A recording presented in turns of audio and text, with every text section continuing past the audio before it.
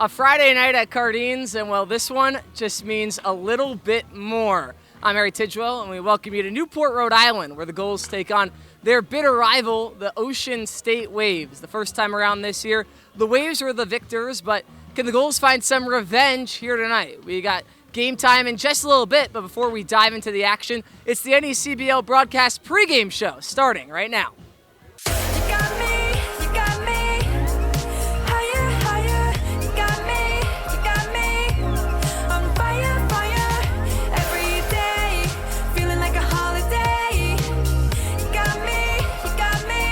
Just getting started on the NECBL broadcast pregame show, and it's Tristan Salinas here with us. Tristan, the Gulls now riding a 4-game winning streak after that thrilling 12-1 win the other night. What's it mean to keep carrying that momentum forward? I think it's just fun, you know. Guys are enjoying being around each other. Stuff comes in ups and downs, but it's just riding the highs as long as you can.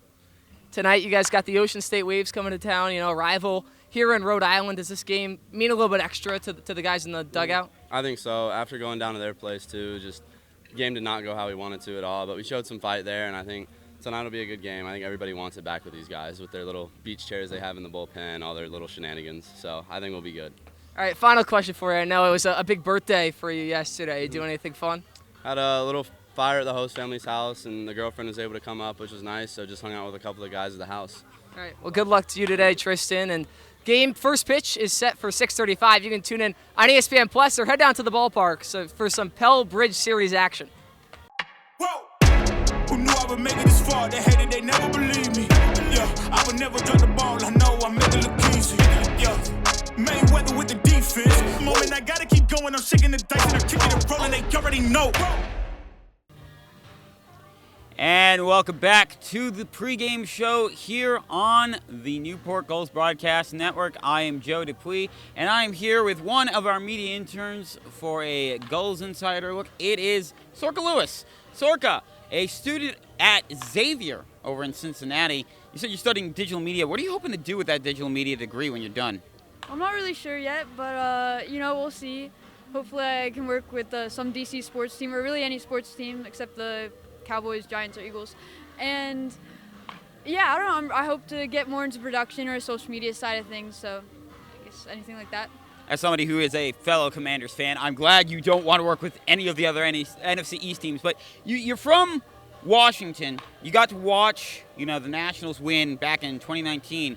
What kind of an experience was that for you after, the city of Washington hadn't really won anything in terms of championships in decades? Well, that's actually not true.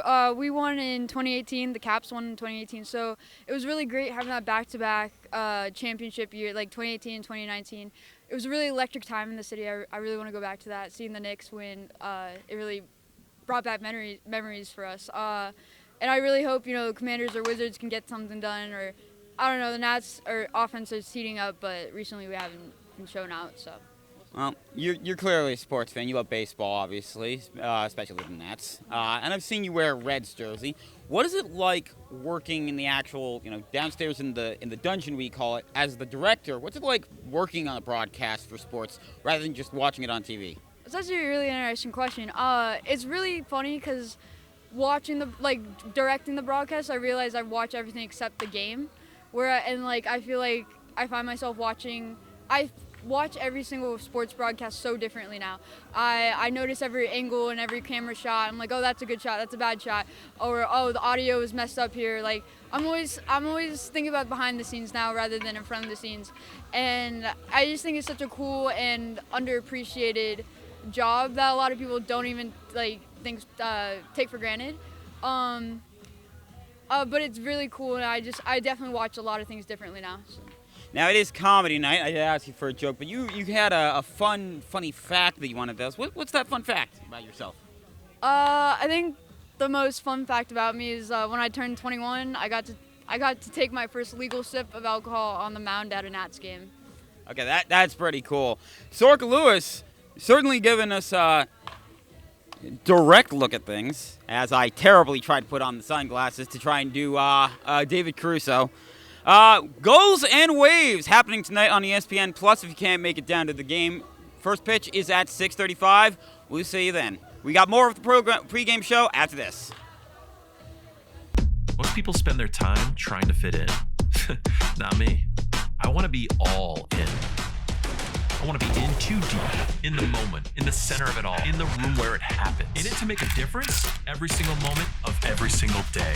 So grit your teeth and smile. Be ready to take on adversity. Be ready to transform the world. Ready for whatever life has in store. So, you in?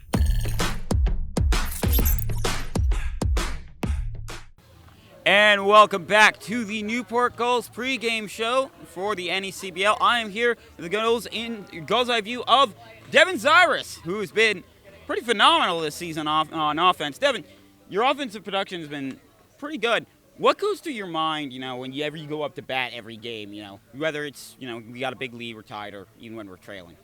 Yeah, I think for me it's just trying to keep it simple, trying to keep it as simple as possible, trying to just don't make the game too hard. I think the game's hard as it is, so just trying to put the bat in the ball and, good things will happen. So take it one pitch at a time and just be as simple as possible.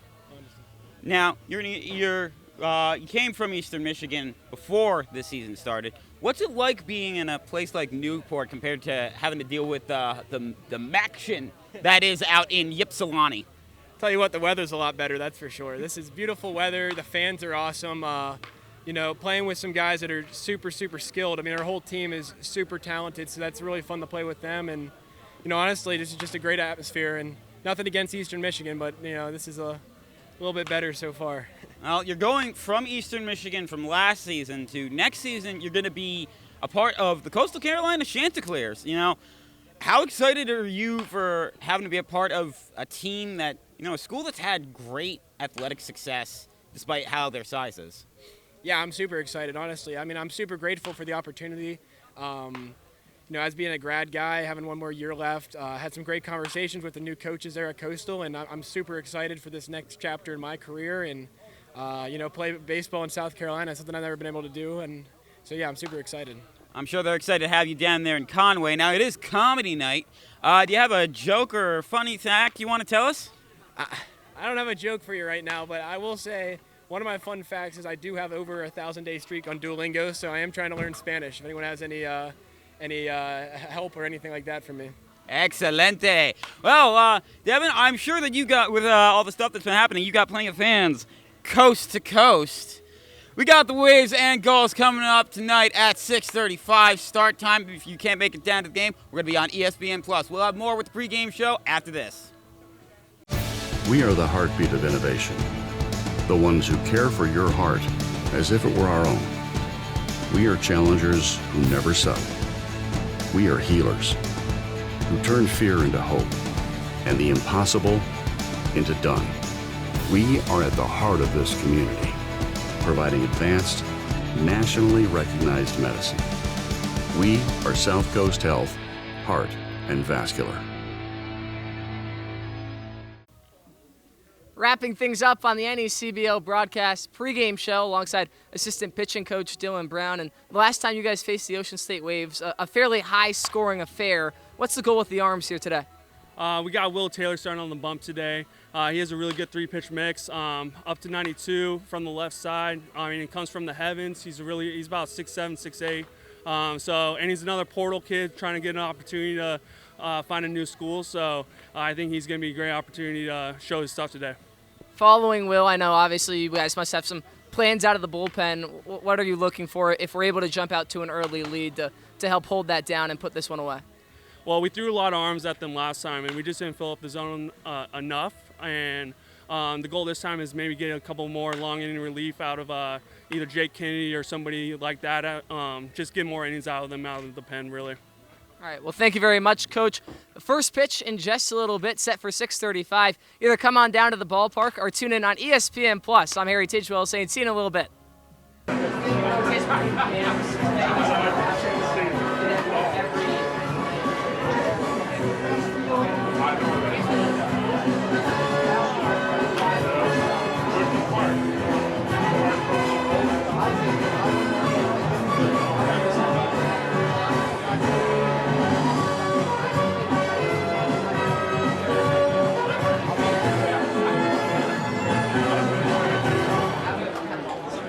Good evening, ladies and gentlemen. of Cardines Field in the 25th season of Newport Gulls baseball. Tonight's game sponsor is Fun for Fun. 8 volunteers are going from upstairs at that fine organization. The 50-50 raffle will benefit Pilgrim and St. Paul's Lutheran Church. Here are the starting lineups for the visiting Ocean State Waves. Leading off, the shortstop, number 3, Blaze Ward of the University of Missouri. He's from Mormel, Arkansas. Batting second, the center fielder, number 15, Thomas Molesky of New Mexico State University. He's from the city of Yakima, up there in Washington. Batting third, the left fielder, number 23, Charlie Saul from Bryant University in the town of Riverdale, New Jersey, which, believe it or not, once hosted a professional hockey team. Batting fourth, designated hitter, number 6, Max Farrell of San Diego State University and the city of Carlsbad, California. Batting fifth, the first baseman, number 17, Gabriel Alano of the University of Miami. He resides in the city of Miami, Florida. Batting sixth, the third baseman, number 13, Jack LaRose of Portland University and suburban Cumberland, here in Rhode Island. Batting seventh, the catcher, number 21, Cameron Papetti of Bryant University in the town of Grafton, Massachusetts. Batting eighth, the right fielder, number 5, Ray Eubanks of the University of Southern Mississippi. He resides in Huntington, Tennessee. Batting ninth, the second baseman, number 7, Owen Morgan of the University of Oregon, resides in Windsor, Colorado. On the mound tonight for the Waves, number 27, Benton Heckman of the University of Arizona, resides in Litchfield Park, Arizona. The coaching staff, the manager is Jalen Order, his assistant, Peter Clays, Mason Fioli, Zach Hines, Joe Lockman, and Caleb McGrath. They're the starting lineups for the Braves, and they will be accompanied by a few members of the Diamonds Baseball Club. Leading off for the Gulls, the shortstop, number 5, Gus Gandy of Stanford University in St. Simon's Island, Georgia. And his baseball buddy, Tommy Blue. Batting second, the center fielder, number 16, Devin Zyrwatz of Eastern Michigan University in the town of Imperial, Pennsylvania. And his baseball buddy, Jack Baker. Batting third, the first baseman, number 24, Brandon Larson of the University of Southern California. He's from Brooklyn, California. And his baseball buddy, Henry Haskell.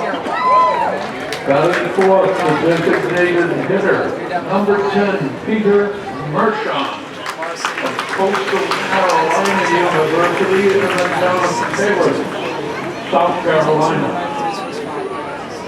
Batting fifth, the right fielder, number 15, Tristan Salinas of Rutgers University in Boone, North Carolina. Batting sixth, the second baseman, number 1, Adrian Cloud of the University of Kentucky. He's from Nexus, Missouri. Batting seventh, the left fielder, number 31, Ryan Novak of Miami University in the town of Kansas, Georgia. Batting eighth, the third baseman, number 23, Ryan Jarrell of Rutgers University in Glenport, New Jersey. Batting ninth, the catcher, number 32, Richard Tejeda of the University of Southern California, resides in the city of Riverside, California.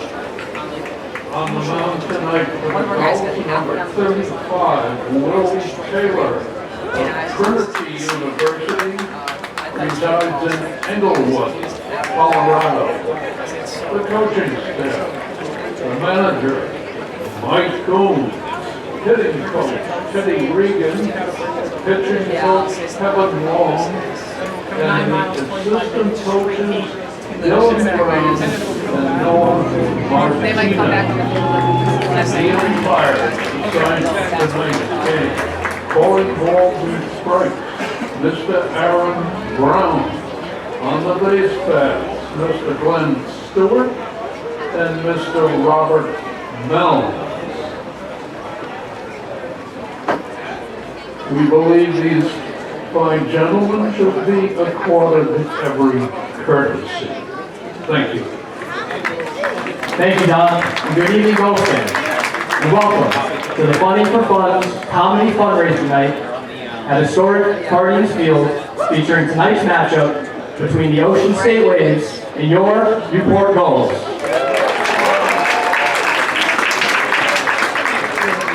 Gulls fans, Funny for Funds was founded in 2014 by comedians Bill Simas and Mike Murray. Funny for Funds is a comedy fundraiser that brings people together for a night out of laughs while supporting a meaningful cause. It's more than just a comedy show. With every ticket they sell, which helps raise money for their organizations such as schools, youth sports teams, charities, civic groups, and other nonprofits. To date, Funny for Funds has raised $14.7 million throughout branches up and down the East Coast.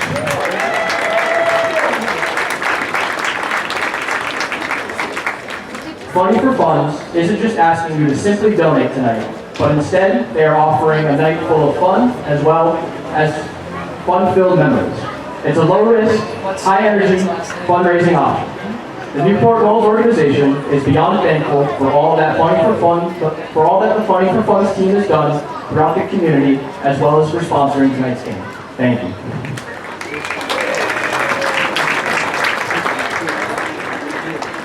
Tonight, Gulls fans, I'd like to welcome up 4 very special guests to throw out tonight's ceremonial first pitches.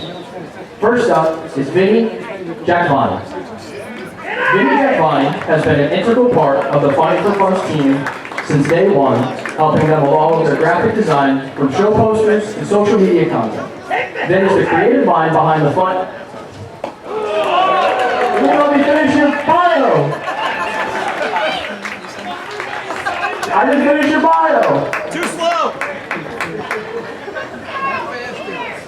Why does he look like And although Funny for Funds was born in New England, their colors proudly represent the Miami Dolphins, simply because that's Vin's favorite team.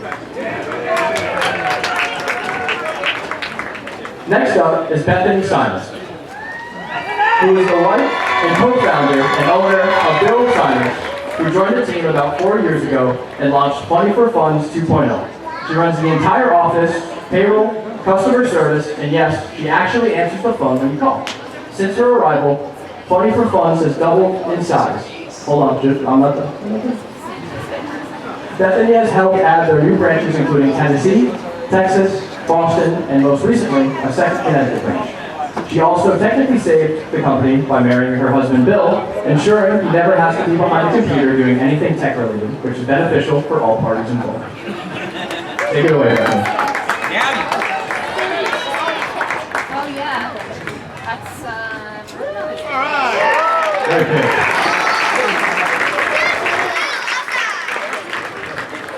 Next up is Mike Murray. Mike Murray is one of 2 co-founders. Mike has an incredible story. Mike was deaf until the age of 40 when he received bilateral cochlear implants and could finally hear. He has used that journey and his immense talent to bring nonstop laughter to audiences throughout his 20 years in comedy, including the last 11 with the Funny for Fun's team.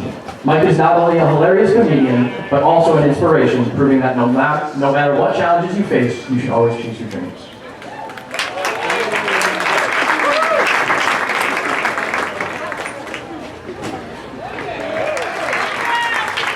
I will wait. And last, but certainly not least, is Bill Simons. The owner and co-founder of Funny for Fun, Bill is also the known owner of all branches and also known as Mr. Bethany. Bill has been a stand-up comedian for 15 years, but 11 years ago, when he locked arms with Mike Murray, he dedicated his life to serving others through fundraising and laughter. Bill is relentless in his pursuit of having a Funny for Fun's branch in every state across this beautiful country.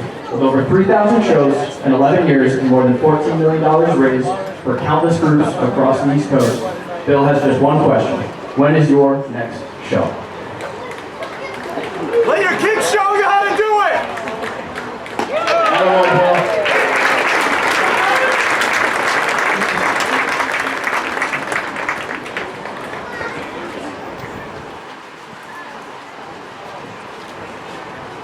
And on behalf of the entire Newport Gulls organization, thank you again to the Funny for Fun's team for sponsoring tonight's game.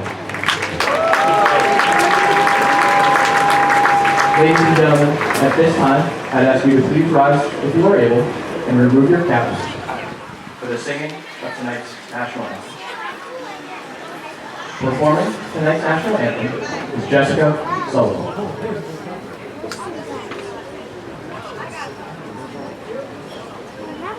Oh, say, can you see by the dawn's early light what so proudly we hailed at the twilight's last gleaming, whose broad stripes and bright stars through the perilous fight o'er the ramparts we watched were so gallantly streaming.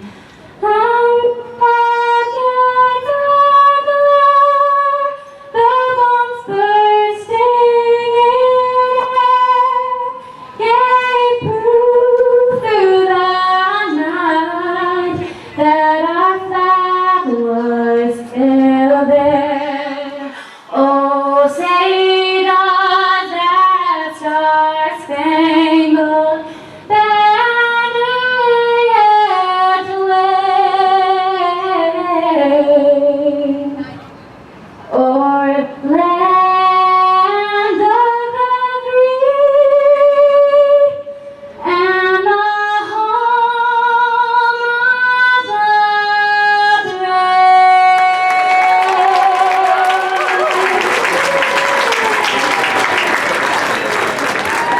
Thank you again, Jessica. And thank you again to the entire Funny for Fun's team for sponsoring tonight's game. Gulls fans, it's time to play ball.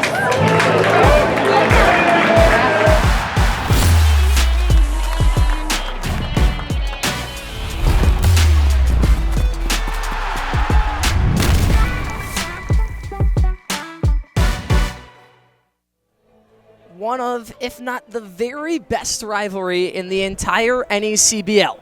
The Prell Bridge Series between the Newport Gulls and Ocean State Waves. 9 miles of hate between these two ball clubs. And while we bring it to you live here tonight from Cardines Field on ESPN+. It all starts right now.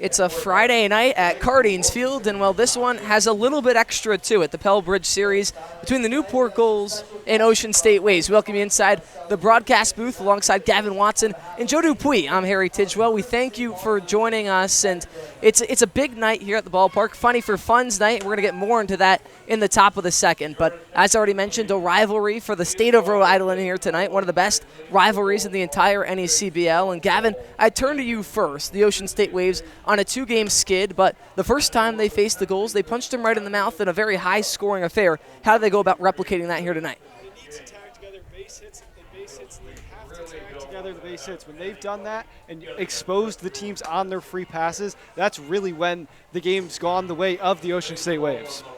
Well, Joe, I turn over to you. In Newport, riding a 4-game winning streak, that walk-off win just 2 nights ago, they feel like they're unstoppable at the moment. They're riding a lot of momentum, but once again, a team that they lost to the first time around. How do you go about finding that revenge? Well, the way you find that is just you tell them, look, it doesn't matter how good you guys are, how good these guys are, forget the troubles that you've had, focus on what you can do, especially with a heated rival like the Waves, because they're going to be doing their best. You better do it too. Well, let's send it down to the field for first pitch, and the man on the mound is going to be Will Taylor. You look at the numbers so far this season, one of the best arms that Newport has had, a 1.59 ERA across 4 appearances, 3 starts, this being his 4th. He's gone 11 innings in 1/3 with that 1.59 ERA, allowing just 3 hits through those 11-plus innings, 4 walks to 21 strikeouts. Those 21 strikeouts first on the entire Newport roster. His fun fact, funny for Fun's night, he's really good at golf. I don't know if I think they showed it when we came up in the booth. Yeah. My fun fact was that I really am good at making chocolate chip pancakes. And you provided some banana and chocolate chip muffins I provided today. some banana chocolate chip muffins. Do you guys have any fun facts? I would say one of my fun facts is I got to interview Joey Votto in one of his last ever media scrums in his professional career. Wow, interesting guy, yeah. I'm sure. Yeah, it was a very interesting experience, and a guy that he came in and he told the team a couple of things, and they immediately listened. And I mean, Joey Votto tells you to do something, you're going to listen. Seriously. Count even at ones. Joe, what about you? I would say my funny fact, I have never been outside of the U.S., and the farthest west I've traveled is Texas, but I have managed to meet quite a few set of celebrities from online culture. You're a celebrity yourself, Joe. 1 ball, 2 strikes. I don't like to brag. We mentioned the 21 strikeouts for Taylor on the season, looking for 22 in the first at-bat of the game. The pitch home is sliced foul, left side off of a post and right back to the mound. Taylor bringing it in on the hop, but he'll get a new pearl. Blaze Ward, the man in, the shortstop batting leadoff here tonight. I always tell you before the game, Gavin, the first time we faced you guys too, with a name like Blaze Ward, you're born to play baseball, to say the least. Yeah, and you got to have some speed, and he does just that. 1-2 is lined left side and past the diving glove of Ryan Jaros down the line. Ward taking a turnaround first, and he'll retreat back to the bag. So a leadoff single for Blaze Ward. And Ocean State has their leadoff man aboard. You take a look at the batting lineup here tonight, Gavin. Yeah, Thomas Maluski going to be the second hitter, then Charlie Soule, Max Farrell, Gabe Milano, then Jack LaRose, Cam Papetti, Gray Eubanks, and Owen Morgan out of Oregon wraps things up in the 9th slot for the Waves. Well, Maluski now digs in. An impressive at-bat from Blaze Ward, having to work from behind against a guy that's put a lot of pitches past batters. And now with the lefty on the mound as well, Ward going to have to be a little bit extra cautious if he tries to take an extra base with the lefty on the mound, an easier pickoff move to first. The 1-0 home. Swing and a miss for strike 1. Right through it. And this is, as you saw with the previous time these two teams faced, both of these guys, both sets, really good on offense. So it's a matter of making the other team's defenses capitalize on mistakes. Yeah, and I wonder if we'll have a similar situation here tonight as a pickoff move over towards the first base bag, but Warden standing up. You look at the 2 arms on the mound. We'll get more into Benton Hickman later, but really two aces on each side. Yeah, 2 power arms tonight going to face off. Going to be a good matchup. The 1-1. Chopped foul left side, and Newport, they had the off day yesterday, and of course we had a lot of rainouts early in the week, so Newport at least was off on Monday as well. So the arms are a little bit more rested. They did throw a lot of arms in that walk-off win Wednesday night. Waves only used 3 arms last night, so they got a good amount of arms in the bullpen ready to go for tonight's ballgame. The 1-2 just above the letters, 2 balls, 2 strikes. And that game against Valley that the Gulls had when they were last on, that was a hard-fought victory. You had to preach patience and taking your shots when you had them. Start to finish, a game they trailed 10-5. Eventually won 12-11. Popped up backwards and out of play into the street. Of course, that's kind of also been the issue the Gulls have had all year is they've never really been able to have a complete game. It's either they start out hot and then other team comes back, or they start out cold and then the bats get hot in the back half of the game. Been a similar story coming the Waves' way. 2-2, they'll check with first, and he held up in time. So the count runs full. The top of the order for the Ocean State Waves really making Taylor work early. The Waves bullpen, they've allowed 9 runs over 8 hits, a lot of innings. Yesterday night, 5 innings for them. They gave up a lot of runs in that ballgame, kind of gave up the game, unfortunately. So looking for a strong night out of the bullpen tonight, once it gets to that point, are the Waves. Yeah, obviously you're expecting promising starts from both these sides, but the bullpens could very easily be the difference, especially if we have a low-scoring affair to begin. Which team punches first and has the early lead could be a very important factor. 3 balls, 2 strikes. Taylor kicks and deals and misses. Looks like maybe just below the knees for ball 4. So the first 2 men both aboard. Charlie Saul now, the left fielder, will be brought up to the plate, and an early scoring opportunity with Blaze Ward in scoring position for the Waves. You look at the numbers on the season, batting .200 on the dot with 3 homers and 11 RBIs. So he does offer some power. He's had a couple of nights off, back in the starting lineup after a leg injury, back in though.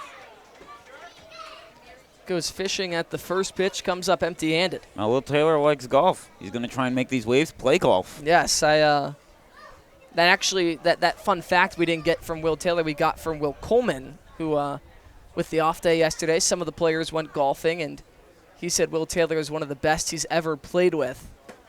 So it only felt fitting to use that as the fun fact. I believe he shot a 75 at a par 71 course, so only 4 over. Not bad. Well, what are we talking? He's playing all pitchers? Is he playing some position guys? You know, the position guys don't want to mess up the swing. Yeah, so maybe no, not I think it was 100%. a full pitcher. Actually, Gus Gandy was there, so it was a mix of pitchers and hitters.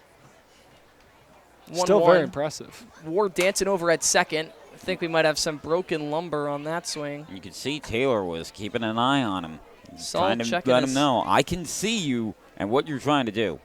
Saul checking the bat head. It looks to appear okay, so he'll hold on to the same stick. 1 ball, 2 strikes. Another 2-strike opportunity for Will Taylor. He's come up empty-handed the first 2 times. The pitch home, just outside. So a good take from Charlie Saul works the count even at 2. Still no outs in the top of the first. Ward off of second. Molesky over at first. Maluski really, or rather Soul, really finding his way when it comes to the offensive end and really starting to find the power in that bat. Ward dancing. Taylor peeks back. Pitch home. Tipped right back into the mitt for strike 3. The 22nd strikeout on the season for Will Taylor comes in the top of the first inning for the first out of the inning. And that's really what's going to be the most important thing whenever you're coming in. Start of the game, middle of the game, just get the first out, and from there everything's just smooth sailing. Max Farrell, the cleanup man, DHing tonight, steps on in. Farrell, switch hitter, doesn't want to go the lefty-lefty matchup, so instead deciding to bat from the right side here. Having that versatility is really something, especially nowadays. You see less pinch hitters. Runners take off. Tejeda's throw to third on a hop in plenty of time as Jaros applies the tag for out number 2. Risky business from the Ocean State Waves, and it doesn't pay off. Yeah, it looked like Ward didn't get a great jump on that ball, especially to a nice firm fastball in there to Tejeda. Gives him a great opportunity to throw the runner out down at third. Tejeda just transferred to Cal State Fullerton. Yes, he did just transfer to Cal State Fullerton. 2 outs. Taylor peeking back at second. Kicks and deals. Breaking ball. Misses outside for ball 1. Newport has a lot of really strong arms behind the plate. Between Tejeda and Adam Broski, who has the off night here tonight, they're really dangerous with their ability to throw runners out on. Adam Broski threw 3 runners out on the base paths the other day. And I think sooner rather than later you'll see less teams attempting to steal in the first place against some really strong arms. Power has been the name of the game for the Gulls, whether it's power behind that bat or power behind those throws. They are really strong. Yeah, and not even forgetting about the finesse of the throw, too, by Tejeda. He put that one right on the base and made it an easy play for Jaros to just get the glove down and get the tag there. The 1-2 just below the knees, 2 balls, 2 strikes. I like the way you put it. The throw was it was in the perfect spot because Jaros didn't even have to put it down. Yeah. It was really, Ward just completely slid into where the ball was thrown. Can't really ask for much more. 2 balls, 2 strikes, 2 outs. This is wild. Molesky stands off of second. The pitch from Taylor. Got him swinging, strike 3. Tempts him upstairs with the fastball and gets him to bite. The Waves held scoreless in the top of the first. Can the Gulls be the first on the board? Find out next on ESPN+. I'm turning dreams into reality. In the lab with the formula and chemistry. The memories spark and motivate and make the industry shake. We put the balls in the brakes. I'm talking one chance at best, yes. Painting pictures for the culture, keep the brushes fresh. Flip the cover, work the drummer, passion never rests. Freedom is a teacher under pressure, now we blessed. Yeah, it's one all, one shot, now the future is yours. Go! Stadionic's primary goal is to maximize fan safety and amplify the fan experience so that you or your client get exactly what you envision. Welcome into beautiful Chapel Hill, North Carolina. It's downright gorgeous.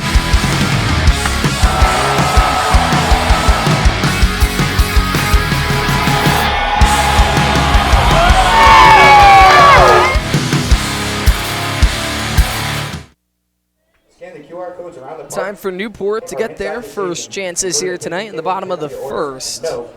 And the man on the bump for the Ocean State Waves, well, it won't be easy. Benton Hickman, take a closer look at the numbers, Gavin. Yeah, the last start, 4 innings against Martha's Vineyard, only struck out 5 in that appearance. He's really been the ace like you talked about. 11 innings, 16 strikeouts, and really hasn't given up too many runs. Just look at that ERA, a .82 ERA. A guy that this Waves squad looks to turn to tonight to get a big rivalry win. The numbers can really speak for themselves. The Wildcat out of Arizona made first team All-State back in high school, so he's been dominating at basically every level. And the second of the Wildcats on that Waves roster as we take a look at the Gulls lineup. Yeah, Gus Gandy's back in the leadoff spot here tonight after the off night on Wednesday. Devin Zyrus, the recent Coastal Carolina commit, bats second. Brandon Larson, the man who hit that walk-off, bats third, followed by Peter Mershon. Tristan Salinas, the birthday boy, batting fifth. Caden Cloud bats sixth. Novak seventh. Jaros eighth. And Richard Tejeda rounds out the lineup. The recent Cal Fullerton commit, batting ninth. Gus Gandy back in the starting lineup. He pinch ran and got an at bat as well towards the end of that Valley Blue Sox game.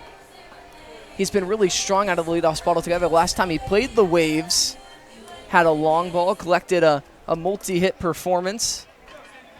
I believe it was 5 RBIs on the day as well. Well, Gandy did have the off day, but he did come in to pinch hit near the end there against Valley. The first pitch in from Hickman is upstairs. You could sense the zip out of the hand on that fastball. A lot of ride to it. Yeah, you got to imagine with the rivalry that both pitchers are going to be amped up a little bit, maybe an extra mile or two on the fastballs tonight from both sides. The 1-0 catches the letters, 1 ball, 1 strike. And I was talking to a lot of the players before the game, and this is the first time they get the Waves at home. And Tristan Salinas specifically, he said obviously, you know, the roster is different every year, so you don't really grow to hate these teams. You know, you come in and you're told we don't like Ocean State, and it gives you a little extra something to play for, especially in front of the home crowd. You could sense that the Waves wanted a little bit more when they were at home as well. Well, and you have to remember, a lot of these Waves are returners, and so they've had the trip up to Newport. They've had multiple different series against Newport, so maybe the chippiness has grown through the years of these matchups. Just 9 miles, a 25-minute drive. 1 ball, 2 strikes into Gandy. Misses away, 2-2. In that part of the zone, Aaron Brown calling balls and strikes behind the dish. It doesn't seem like a favorable outer third here tonight. We'll see if the pitchers start to shift towards that inside part of the plate. 2 balls, 2 strikes. Power slot for a lot of guys on that inner half, so might be a little bit scary for these pitchers to go inner half. Right down Broadway, froze Gandy for the first strikeout of the evening in favor of Benton Hickman.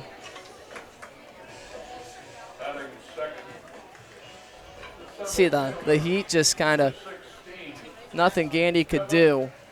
There's a little bit of movement to it as well. It seems to work in on the righties. Well, a good job freezing the batter, too, with the fastball. It's not often you see a freeze on a fastball, so a good job by Hickman using the mix early. In steps Devin Zyrus. One of, if not the best offensive weapon for Newport so far this season, batting .429 with the .548 slugging, .564 on base. Has it 1,033-day streak on Duolingo. I think that might be the most impressive. That's a crazy fun fact. What languages has he picked up? Spanish is what he told me. I interviewed him before the start of the game. He also told me he's real excited about getting to go down to Coastal Carolina, play down in South Carolina with the beautiful weather down there, and with an organization as great as the Chanticleers. Spent the last 2 seasons at Eastern Michigan, and when you look at his college numbers combined with what he's already put together this season, it's no wonder that one of the premier baseball programs in the entire country has come calling. 2 balls, 1 strike, 1 out in the bottom of the first. Righty on lefty. The pitch from Hickman. Outside, past the glove of Campopetti behind the plate. You take a quick look at those defensive alignments.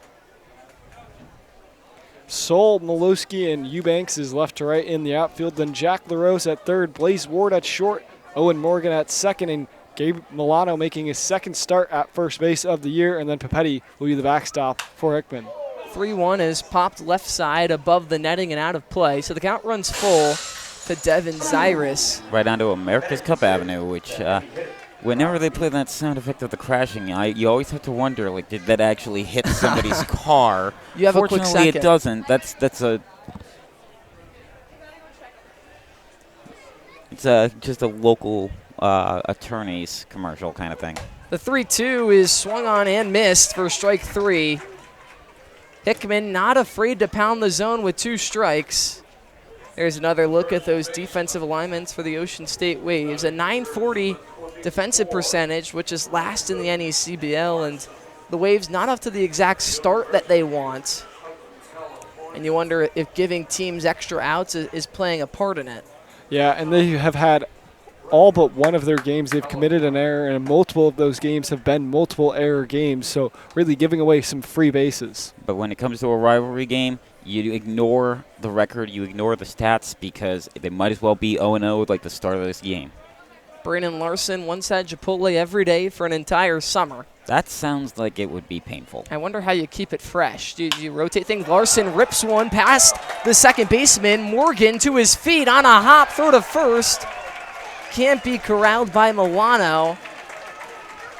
It first looked like it almost got away from him, but I think he knocked the ball possibly straight down, or he kept it in the glove. But the throw on a hop brings Milano off the bag. He was unable to corral it in cleanly, and the first hit of the ball game for Newport comes in the bottom of the first. We'll see if they count that as either a hit or an error. Yeah, that's a tough play for Morgan over there at the corner, so you got to imagine they're going to go with the hit there. But I'm in favor of a hit. Morgan made a great play and made it a tough play at first for even a chance for Milano to make that play. Larson has just been ripping the ball as of late. 2 home runs already on the season. Mershon grounds one up the middle on a chop. Ward has it. Throw to first. Not going to be in time.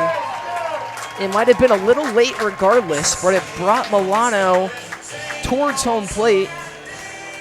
And to say the least, those last two plays, they were challenging plays, but we just mentioned the Ocean State Waves have struggled to make those, and they've given good teams extra outs, and in Newport's not one of those teams you want to give extra outs and opportunities with runners in scoring position too. Hickman starts the game with 2 strikeouts, then 2 tough plays for the infield to make behind him. It's a little bit of a letdown for your pitcher on the mound, even though those are both tough plays. 50-50 balls could go either way. Salinas lines one the other way, and it's going to be tracked down by Charlie Saul.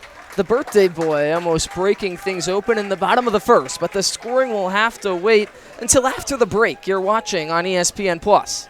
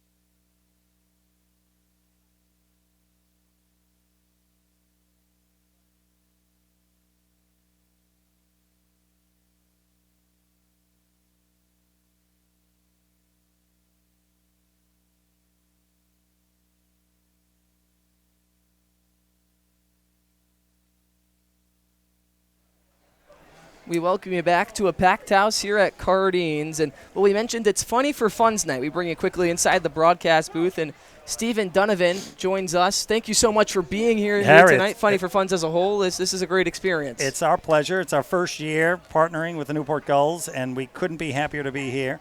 And a lot of people don't know, even though we were born and raised in Warwick, Rhode Island, people are still learning that we have a homegrown company that has helped groups and causes raise $14.7 million over the last 11 years. Well, Rhode Island based, we have 2 Rhode Island teams on the field, but we have 3 guys that went to school or are going to school in upstate New York. We have Gavin goes to St. Bonaventure. I know the Bonnies. You went to Syracuse. Gavin. I'm currently at Syracuse. Go Orange. But in the Newport is wearing the orange jersey. I think those are in honor of you here tonight. I think they knew you were coming. Someone is owed a very deep gratitude. That's tremendous. Well, we wanted to just ask you. Obviously, all the work you guys do is great, but for the fans listening in at home, what's the initiative? What's the goal of Funny for Funds? We just want to help as many people as we can. And we have a roster of about 80 comedians, and they work all around the country. But there's a different feeling when someone says, hey, I just battled cancer, and I have tens of thousands of dollars in bills, and we can get together and sell out at Knights of Columbus and then give them a check for $30,000. Yeah, that's awesome. It's tough to beat that feeling. Yeah, and it's doing it in such a fun and creative way as well. And you'll never have to go to a spaghetti dinner. When I was a kid playing Little League, we would raise money with canning.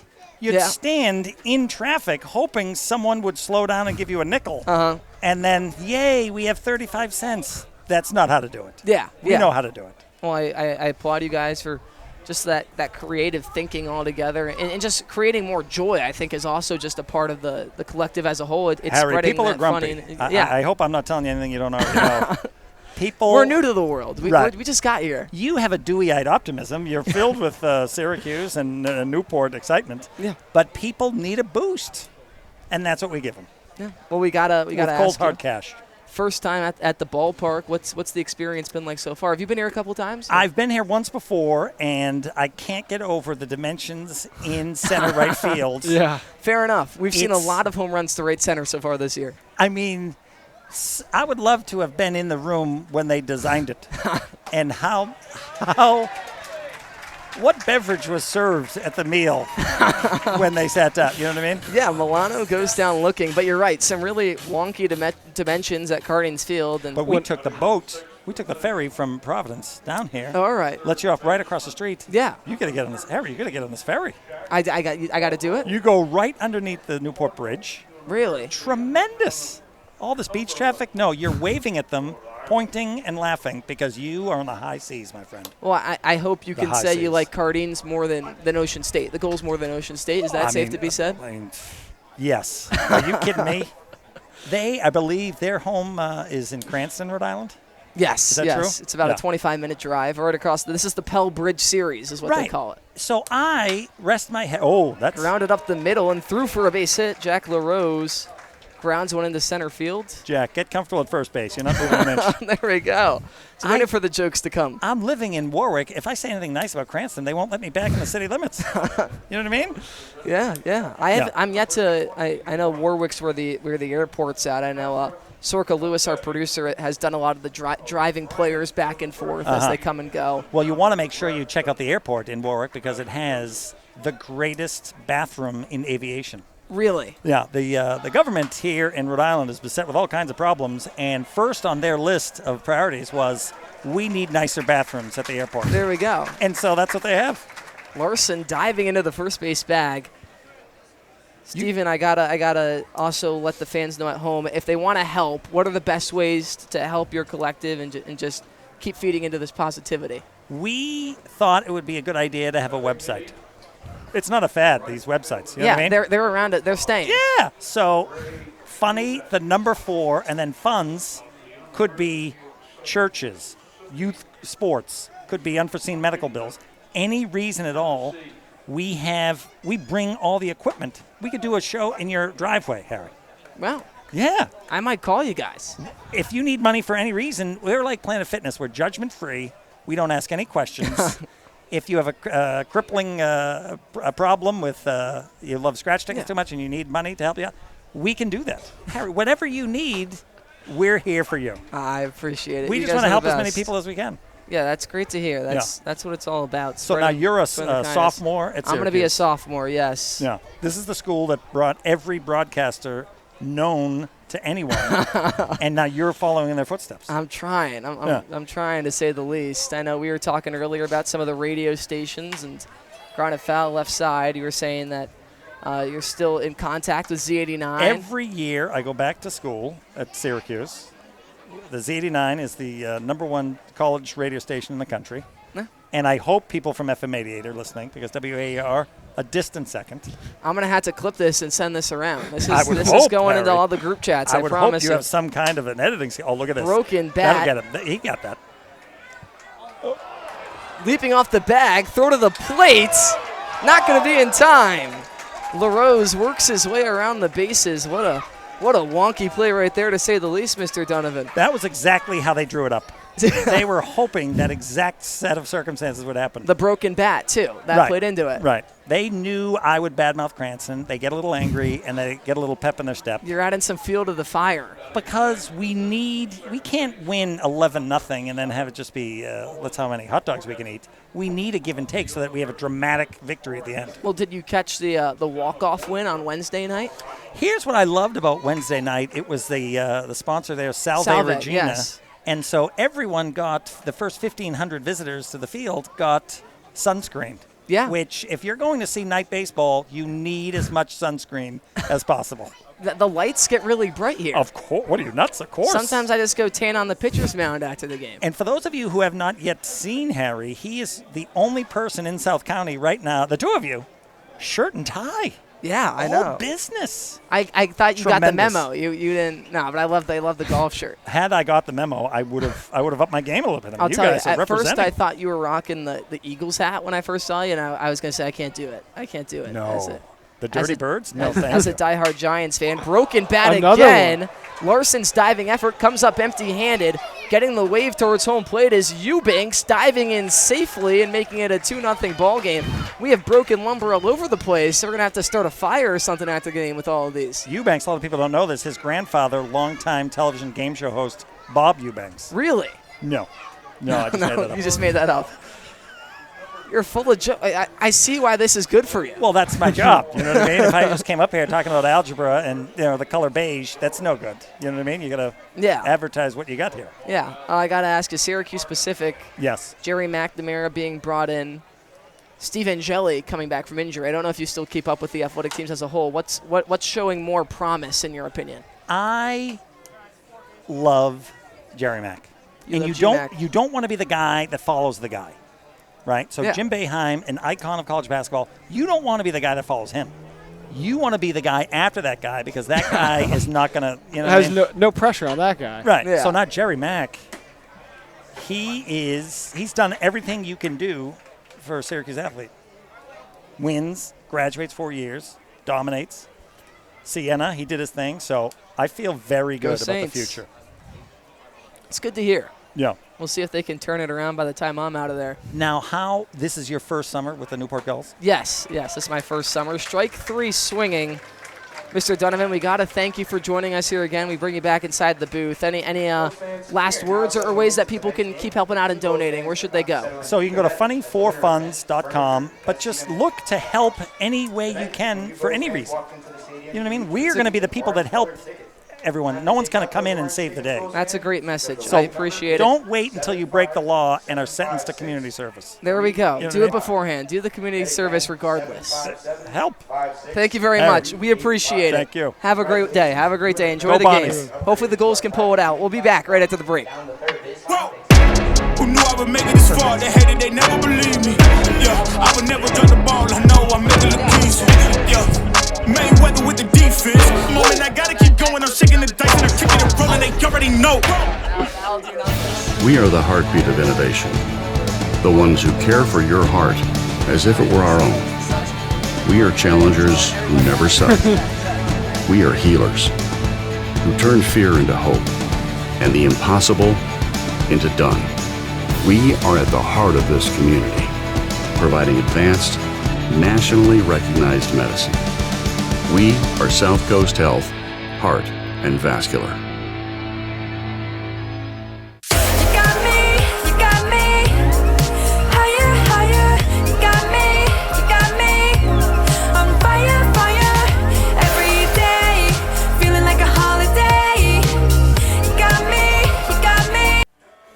Well, it was a busy top of the second. The Waves getting on the scoring side of things. I feel like we're yet to see a ball leave the infield, yet we've seen 4 combined hits, 2 runs, and the Ocean State Waves out to the early lead. Newport will try and battle back. Caden Cloud, Ryan Novak, Ryan Jaros do up, so 6, 7, 8. It's funny for Funds Night, so I know Joe's a big fan of the 6, 7. I'm We got to not. make a lot No, of corny I'm not. jokes here tonight, Joe.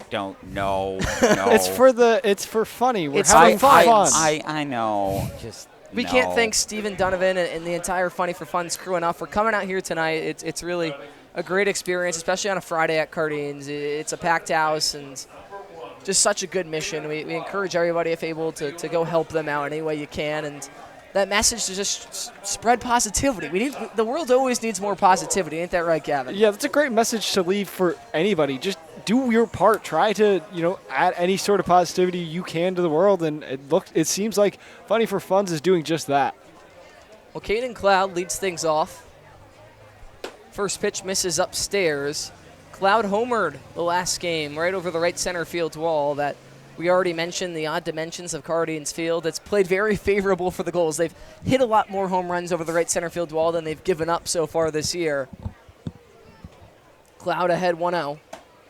And that fence is pretty much the size of the Green Monster in Fenway. I think it's 26.5 feet. Yeah, so a Green Monster's probably taller, but if you can hit it over that, you can hit it as a home run pretty much anywhere.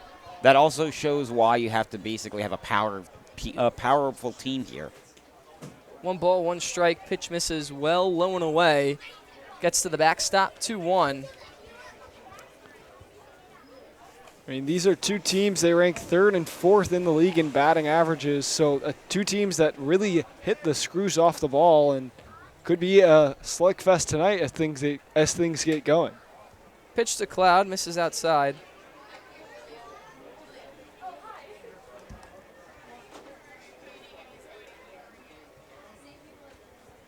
You know, Caden Cloud, as fun fact, almost quit baseball to pursue a career in soccer.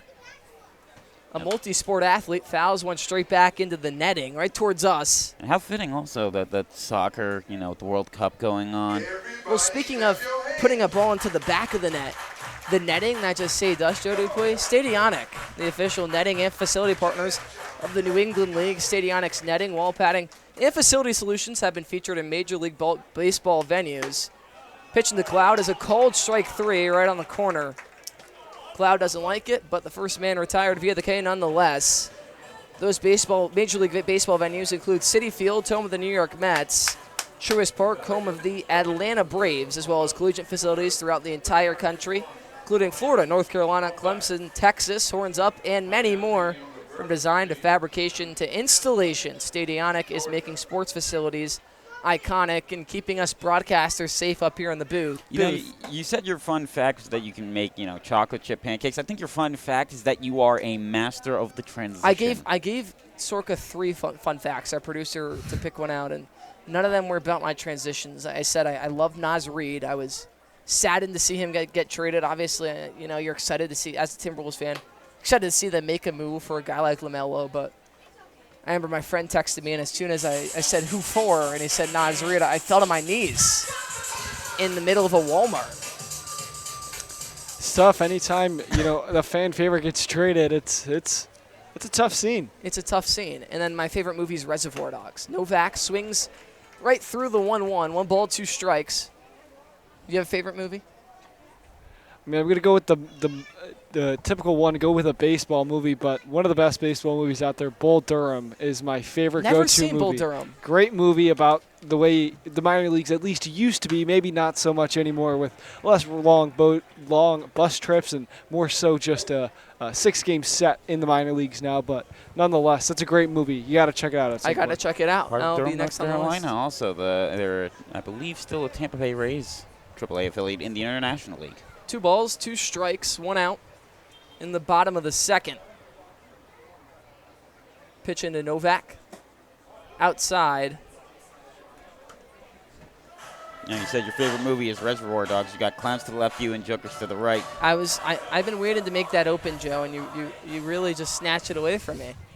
I'm a big Quentin Tarantino fan.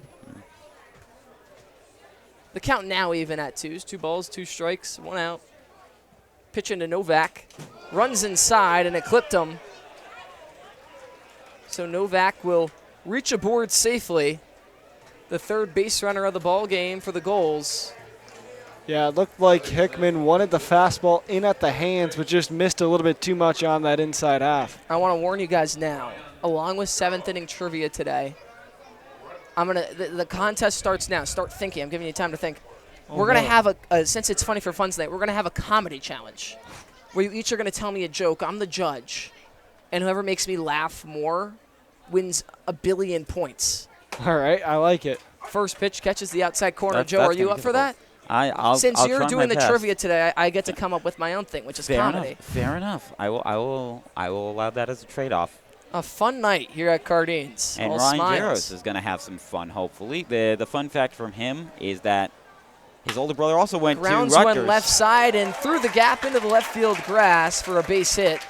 A simple piece of hitting right between the shortstop Ward and third baseman LaRose.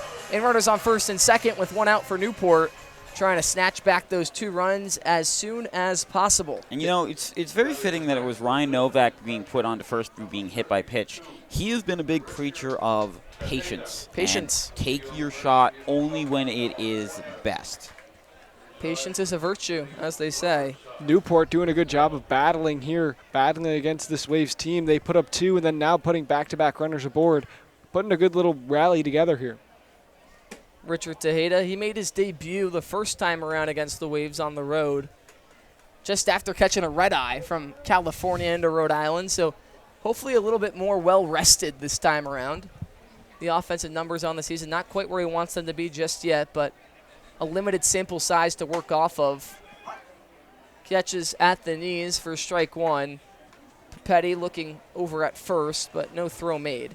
1 ball, 1 strike, 2 men aboard in the bottom of the second. Now you got to be careful you throw it out to first base, because if you try to do it too fast, that's going into the outfield, and you're giving up 2 free bases.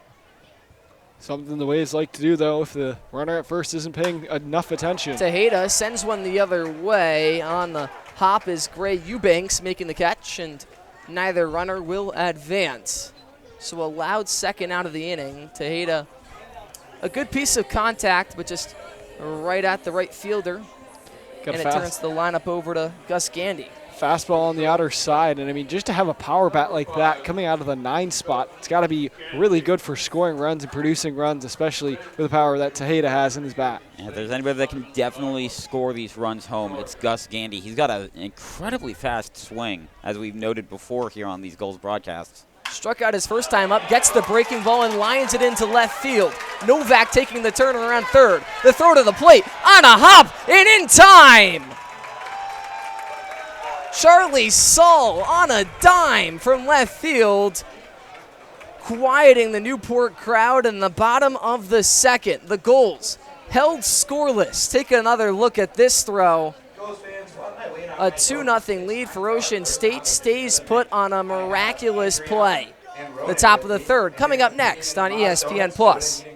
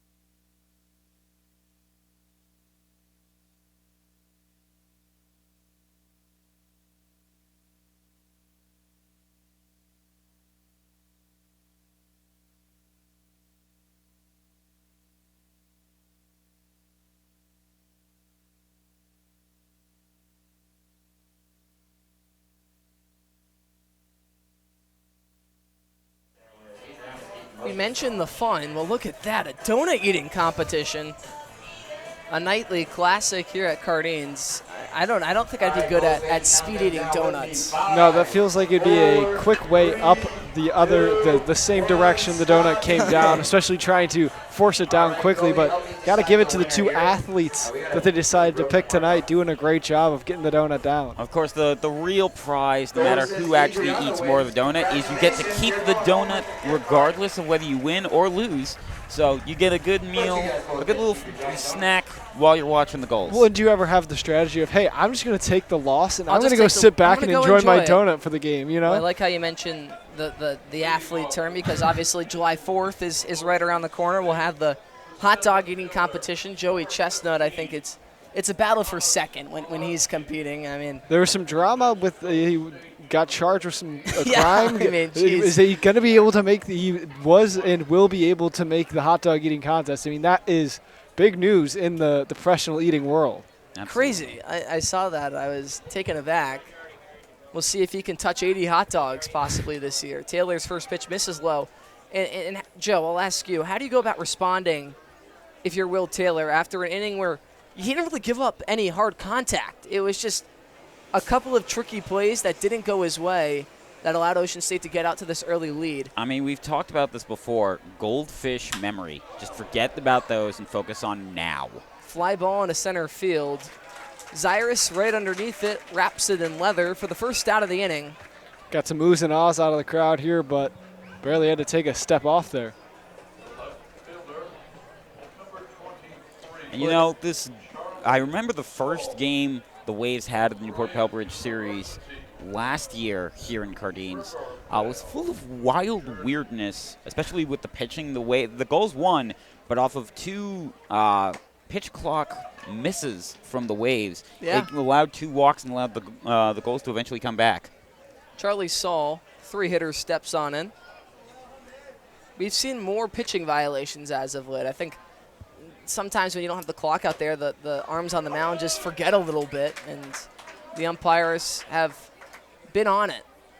Charlie Saul 0 for 1 today, struck out his first time around. You know, we don't get a chance to see what it is either, so it's one of those things of you just ready up as quickly as you can. Working inside and catching the inside part of the zone for strike 3.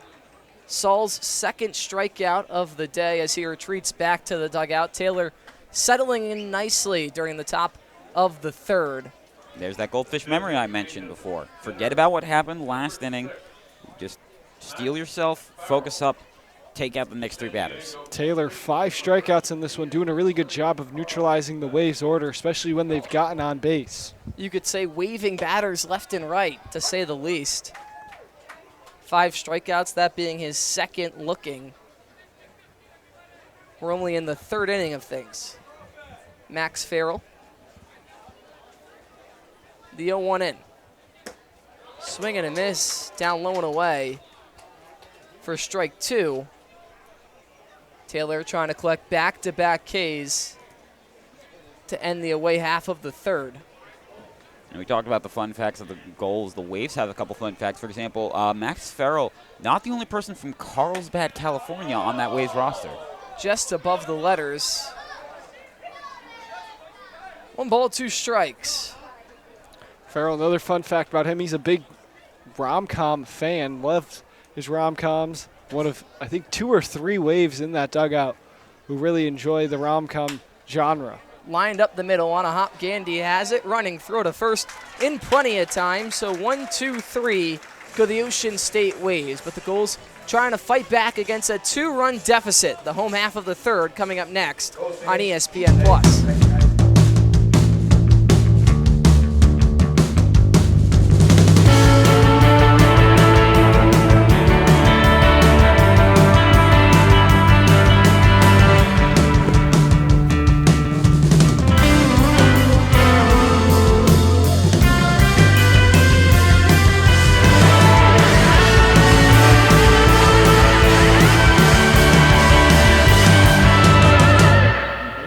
What makes a great team hat? It starts with a Z. For decades, Zephyr has been making the most iconic headwear in the game, trusted by teams, colleges, and pros. We cut out the middlemen and work directly with our manufacturers, so you get top quality, fast turnaround, and prices that make sense. From bold designs to unbeatable fit, Zephyr hats are built to match the quality of your team, right down to the last stitch. Zephyr Team Headwear, born from experience, built for teams that stand out. Hello and welcome back to Cardines Field. I'm Adelina Aubin, and the Newport Gulls bring some serious height to the mound this season, featuring pitchers who stand 6'5" or taller, led by 6'7" Zane Stahl. Their height creates tough angles for opposing hitters and is one of the main reasons why Newport's pitching staff has been so successful this year. I'm Adelina Aubin, and back to you guys. Adelina Aubin, the best in the biz. Thank you again. We'll hear more from her later. Talking about the pitching staff for the Newport Gulls this season. It's been quite good. But the Ocean State Waves with an early 2-0 lead. 2-3-4 due up for Newport. That's Zyrus, Larson, and Mershon. Killer's row. The Gulls, they had momentum going last inning, but that stellar play from Charlie Saul, the throw to home on a line, hopping straight into the mitt for the 3rd out of the inning. So maybe struggling on the offensive end, 2 strikeouts tonight, but the defense, the glove, that's the way you can help in any sense. Despite the bat working, whether the bat's hot or not, your defense is a way you can contribute to the game no matter what. We talked about it being a matter of Ocean State making the plays they need to make. When you can make a play like that that saves a run for your pitcher, you owe them a dinner or something, a steak or two, to say the least. Well, remember, it's baseball. There is no one person who can change the entire roster. Everybody's got to work together on that. And if you're the pitcher, the fact that you got one guy in front of you and 7 other guys behind you that got your back, literally in some cases, that helps. Zyrus watches strike 1. The count even at sticks. Brandon Larson, he singled his last time up. He stands on deck. Larson, we mentioned before, was the hero of that game against Valley. Zyrus, he struck out. Pitch inside, below the knees. 2 balls, 1 strike. You thought it was possibly off the bat, going back to Wednesday night's game. I thought it was a walk-off grand slam. I thought so, too. He got a really good piece of it. I was downstairs doing the grab because I was like, oh, that's going over the fence. No, but good enough. Zyrus right through it. 2 balls, 2 strikes. What helps when the fence is 20 feet tall, that makes it a taller task for the bat up at the plate now. It also helps when you've got a jut right out in right center like that. Yeah, I mean, to be fair, if he had hit it 20 feet to the left, you get the short 321-foot fence. Instead, he went to the deepest part of the ballpark as Zyrus rips one down the right field line. This should be good for extra bases. Digging for two and standing up in safely. Devin Zyrus, a leadoff double in the bottom of the third.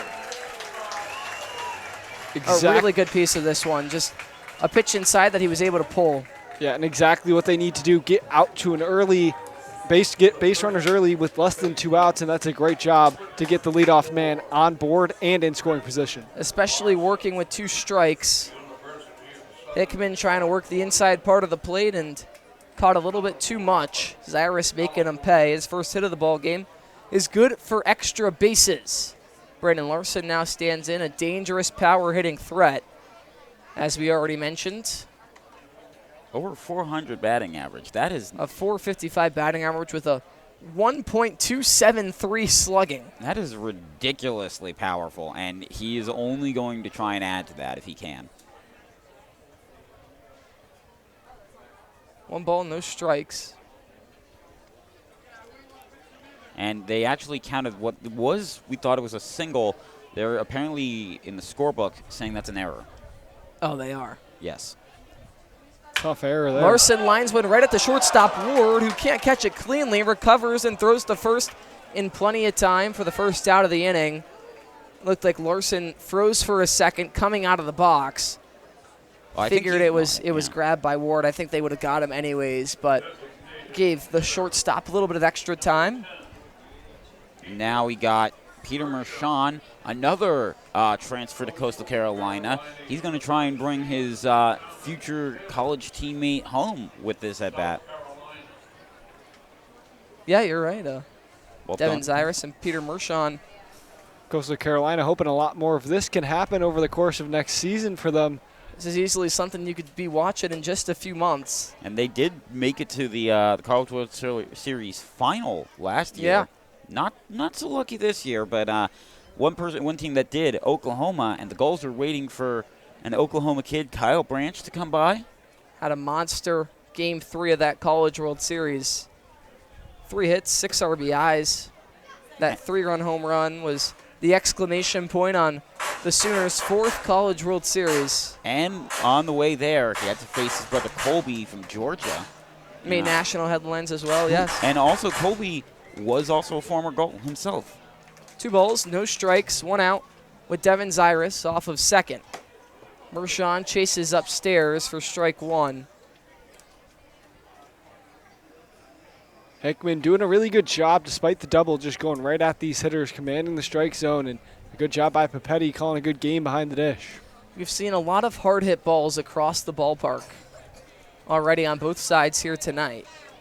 Not much elevation, so nothing that you could really expect to get out, but hard hit singles driven anywhere. Mershon pops one up, foul right over the grandstand. 2 balls, 2 strikes. And, the wind also, we can feel it, but, you're right on the wharf, right on the Atlantic Ocean, so against Narragansett Bay. So the environment of Cardines, not just the shape, can play a lot into the way either team is going to have to bat. Now, first time at Cardines, does it play like a San Francisco Giants ballpark where the wind in the air, it's just kind of wild and random? Yeah, I usually, before first pitch, will say the weather and then the wind swirling in every which direction, every which way, to say the least. Yeah, that tends to be how it is. And with an incredibly short backstop, just like what the Giants have, so not going to, if a wild pitch does happen, not often that you're going to see. 3-2 breaking ball inside. Mershon works the walk. Yeah, some nights it can get really crazy. Some nights it's relatively calm. I'd say this is about average for what to expect. Your papers, they flick around a little bit, but not too much. You figure out how to keep them in place. But I like a nice little breeze as the Waves pitching coach will breeze his way out on there to the mound for a quick little chat with 2 runners aboard and 1 out. Tristan Salinas, the lefty, will dig in momentarily. Yeah, I think just trying to give his starter on the mound a little bit of a breath. Things have been going well overall, so Joe Laffman, pitching coach for the Waves, coming out, giving his starter a little bit of a breath and kind of try to think through how to get through the rest of this inning and get those last 2 outs. Yeah, and both of these pitchers, Taylor and Hickman, having deal with really challenging offenses to go against. And we know the numbers for both of them are really impressive, but these are some of, if not the best bats that they've had to face all season, and you can tell already. And it's not just this is a very interesting matchup you've got here for both offenses because, yes, the Waves do have good bats, but looking at them, their biggest threat has always been their speed. So it's a speed versus power matchup when it comes to these offenses. Well, the 5-hitter in Salinas stands in. We mentioned turning 21 yesterday.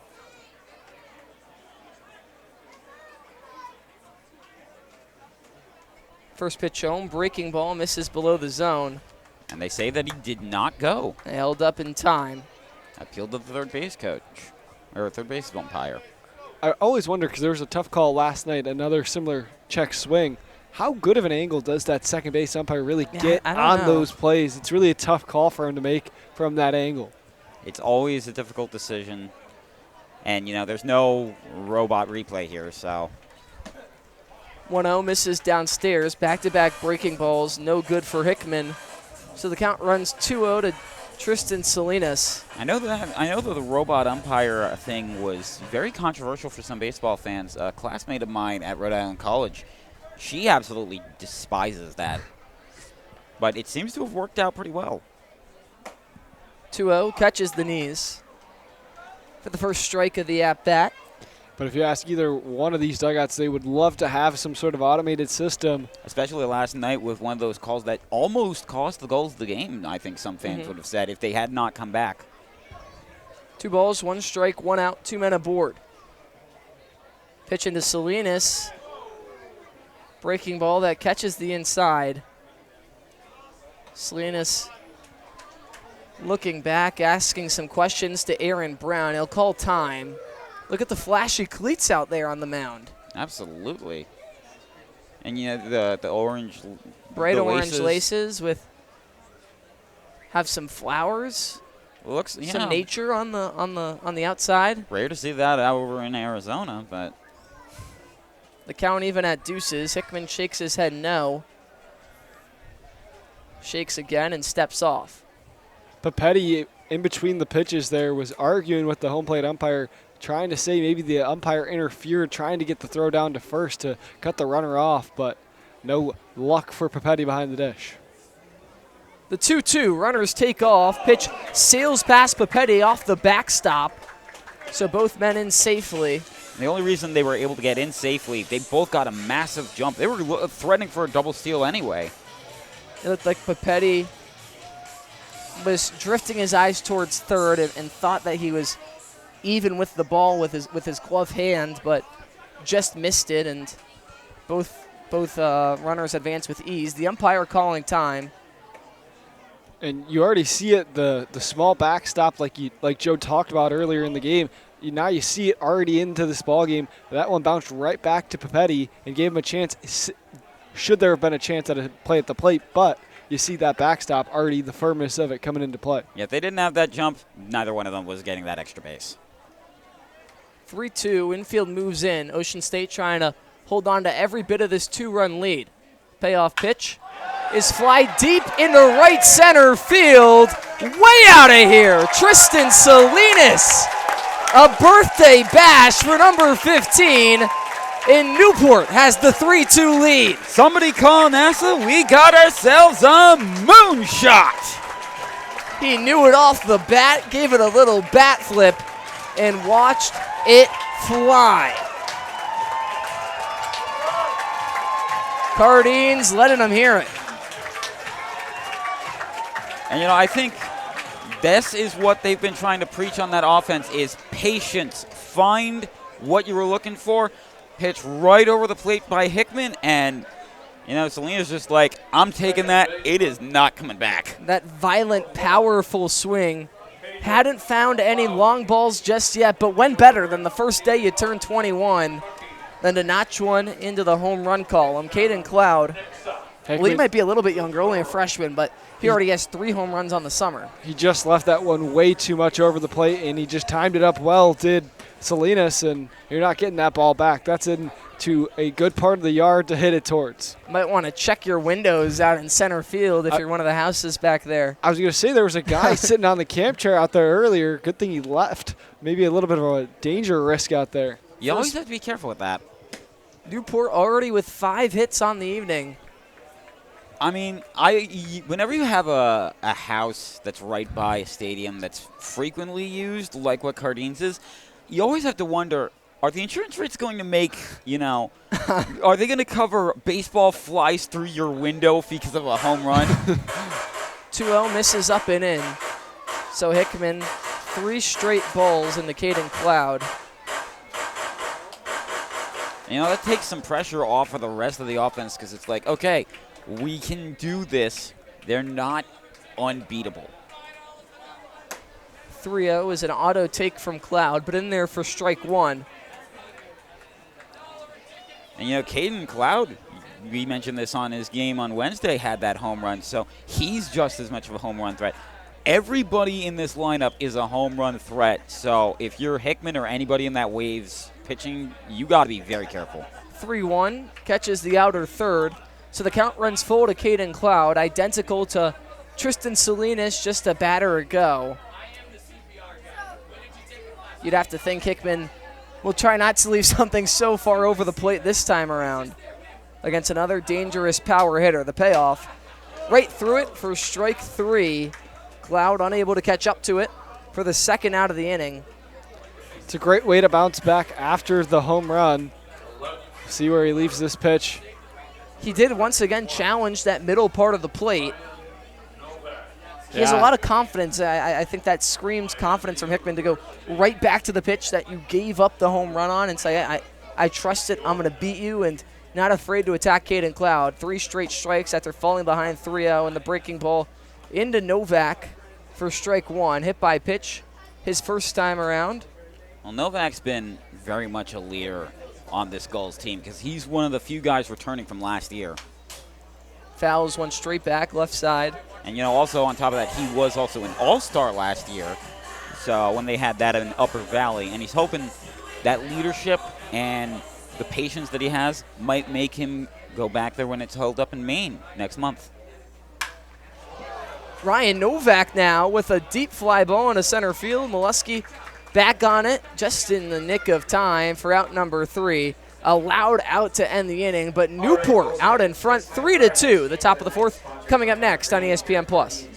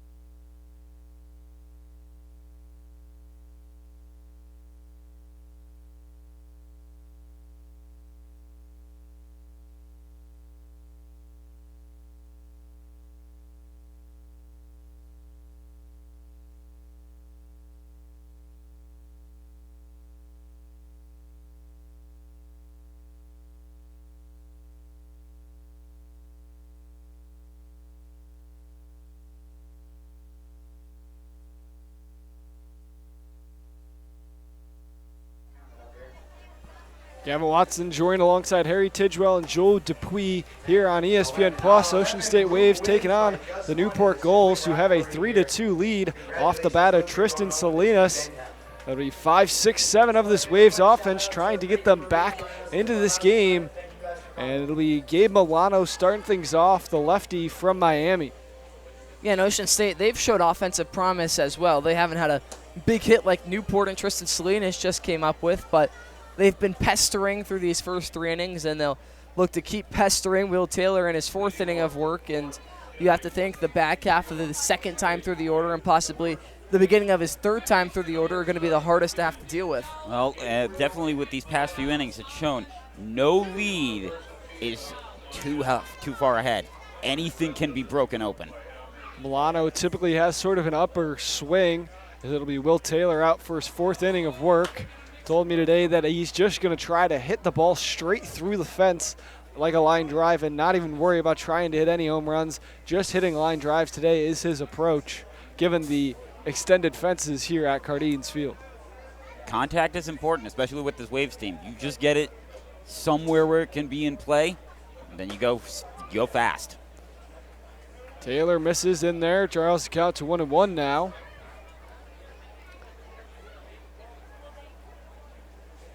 Taylor working quick on the mound. Already got the sign ready to come home to Milano. And Milano takes one outside this time. Good job by Taylor working around the zone, not really giving Milano the power bat for the Waves. Too much of pitches where damage can be done. Yeah, that outer half, as I mentioned earlier, has been few and far between in terms of strike calls. So wait for Taylor to attack that inside part of the plate and give you something in your wheelhouse instead of chasing outside. Let the pitcher tell you his story, and then you find the opening. 2-2 comes home from Taylor, and Milano puts a good swing on this one. Out towards deep right center field at the wall, and it is off of the wall out in right center field. Milano going to scoot in for a leadoff double to start things off for the Ocean State Waves. Well, you talked about focusing on just hitting line drives. A little bit of extra air underneath that one from Milano, to say the least. Almost got out of here off the very top of the wall, right next to the light post.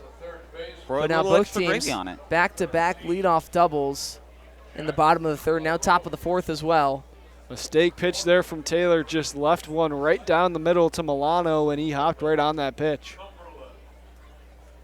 Don't expect the offense to slow down. So the new man out of the University of Rhode Island, and Jack LaRose stepping up. Lefty on lefty matchup, jumps on the first pitch. Milano is going to have to retreat back to first base, and a tough play by Gandy at short means that Jack LaRose reaches on the air. Yeah, that's that weird Cardines grass, especially the one that's in the infield like that. It can make the ball bounce in some weird ways you can't really corral. We've seen that a couple of times throughout the season, and we saw that earlier in this game as well. Gus Gandy, a sure-handed shortstop to say the least, but yeah, just a mistake coming in on that one. Couldn't bring it in cleanly. The Newport defense, their second error on the day already. Coach Kevin Long is going to go out there and have a quick chat. It feels like right when you gain the lead, the last thing you want to do is give it right back. Yeah, that's a huge momentum boost if he can get a zero here on the mound in Will Taylor, but trying to slow him down. Similar situation that we had with Joe Laffman last inning, just trying to slow the starter down to allow him to stay in this ball game a little longer. You know, and Kevin Long going out there, you know, give him some encouragement, let him know, hey, listen, just stay calm on this. You know, they got 2 runs a couple innings ago. Don't worry about what happened then. Worry about right now. Yeah, you have the bottom of the order as well in Papetti, Eubanks, and Morgan, so this is a good chance to at least collect a couple outs before you got to face the dangerous guys like Ward and Molesky. Yeah, and that might be the message from the pitching coach, Kevin Long, saying, hey, you got to go right at these guys. These are the guys that you want to get your outs against. Is this bottom part of the lineup, 7, 8, 9, like you mentioned. It'll be Papetti to start things off. Nobody out still. And without a force-out opportunity at any position, you know, double play is still very possible. Just because you got 2 runners on and no outs, that does not mean that things are going to go bad. Corners are in, maybe expecting a bunt, and Papetti shows the bunt and pops it up, gets it down enough, and it'll sneak foul. So a little bit of small ball there for the Ocean State Waves, trying to get a bunt down and move the runners up. Small ball wins championships. Yeah, if you're the Waves, the last thing you want to see is that ball popped in the air right away. That was a hold your breath moment type of situation for the Waves. Wonder if we'll see Papetti square up again here. Makes sense. Eubanks has been a hot hitter for this Waves team. Taylor comes home. Papetti doesn't show bunt this time, and it goes to 1-1. I think that was more so just a threat of, I can do this, just so you know. Papetti batting just 179, but has 3 extra base hits this season, including a long ball. Taylor sets, fires and comes home, and a swing and a miss by Papetti draws it to a 1-2 count now. A pitch that Taylor put right over the middle of the plate, and Papetti coming up empty-handed, you could tell by just coming out of the box and resetting. That's a swing that he wanted back after reset down 1-2 against a dangerous strikeout pitcher like Taylor. Taylor now with a 1-2 count. Gets a swing and a miss from Cam Papetti. And Cam Papetti's the first out of the inning, sat down on strikes. A good way to get going for Will Taylor on the mound. Well, you know what they say, Gavin. Baseball's it's a game of alphabet soup, and right now it's all K's for Will Taylor. Picking him up left and right is 6th of the ball game, and those 2-strike pitches, he's just been deadly all evening long. Really a tall task tonight against the big lefty on the mound. It'll be the lefty-lefty matchup, so makes it an even taller task now as Eubanks swats this one down the line. Tough crowd. Tough crowd. No one liked my alphabet soup joke? I mean, it's a good analogy. It's a good analogy. I didn't really expect it to be I'd get a chuckle or two. Joke. It's okay. It's okay. Hey, remember, it's okay. You're not the one in the competition. You're the judge later. I'm the judge. This is why I'm the judge. So Taylor sets, comes home to Eubanks. It bounces away from Tejeda, and so there you go. The bunt by Papetti doesn't matter. They're going to get the extra 90 feet on the pass ball or wild pitch by Tejeda. One that just completely got away from the catcher. I wonder if he was possibly crossed up a little bit or just caught it off the bottom of the mitt, but I think it clipped the mitt and then off the knee pads and skated away right.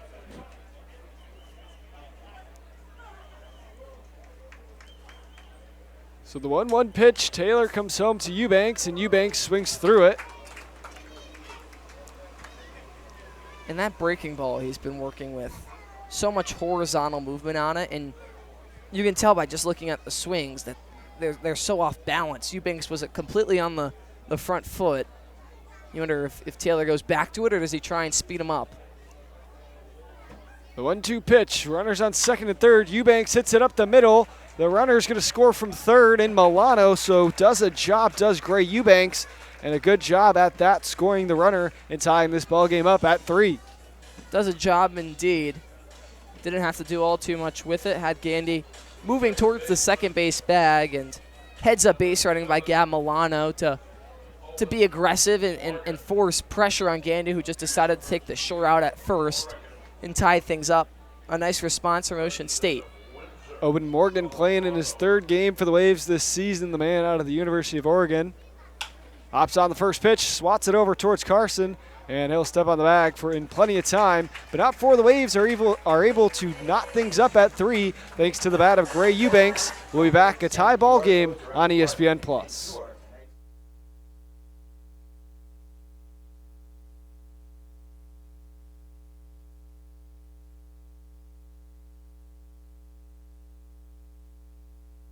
Most people spend their time trying to fit in.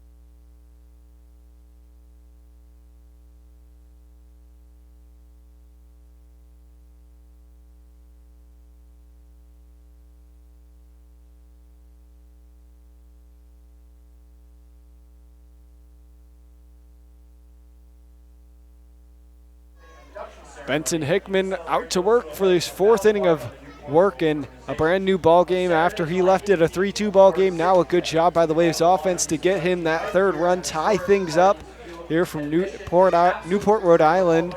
Guardians Field will have a defensive substitution into the game for the Ocean State Waves. Out in right field, Brody Batove will take over for Gray Eubanks.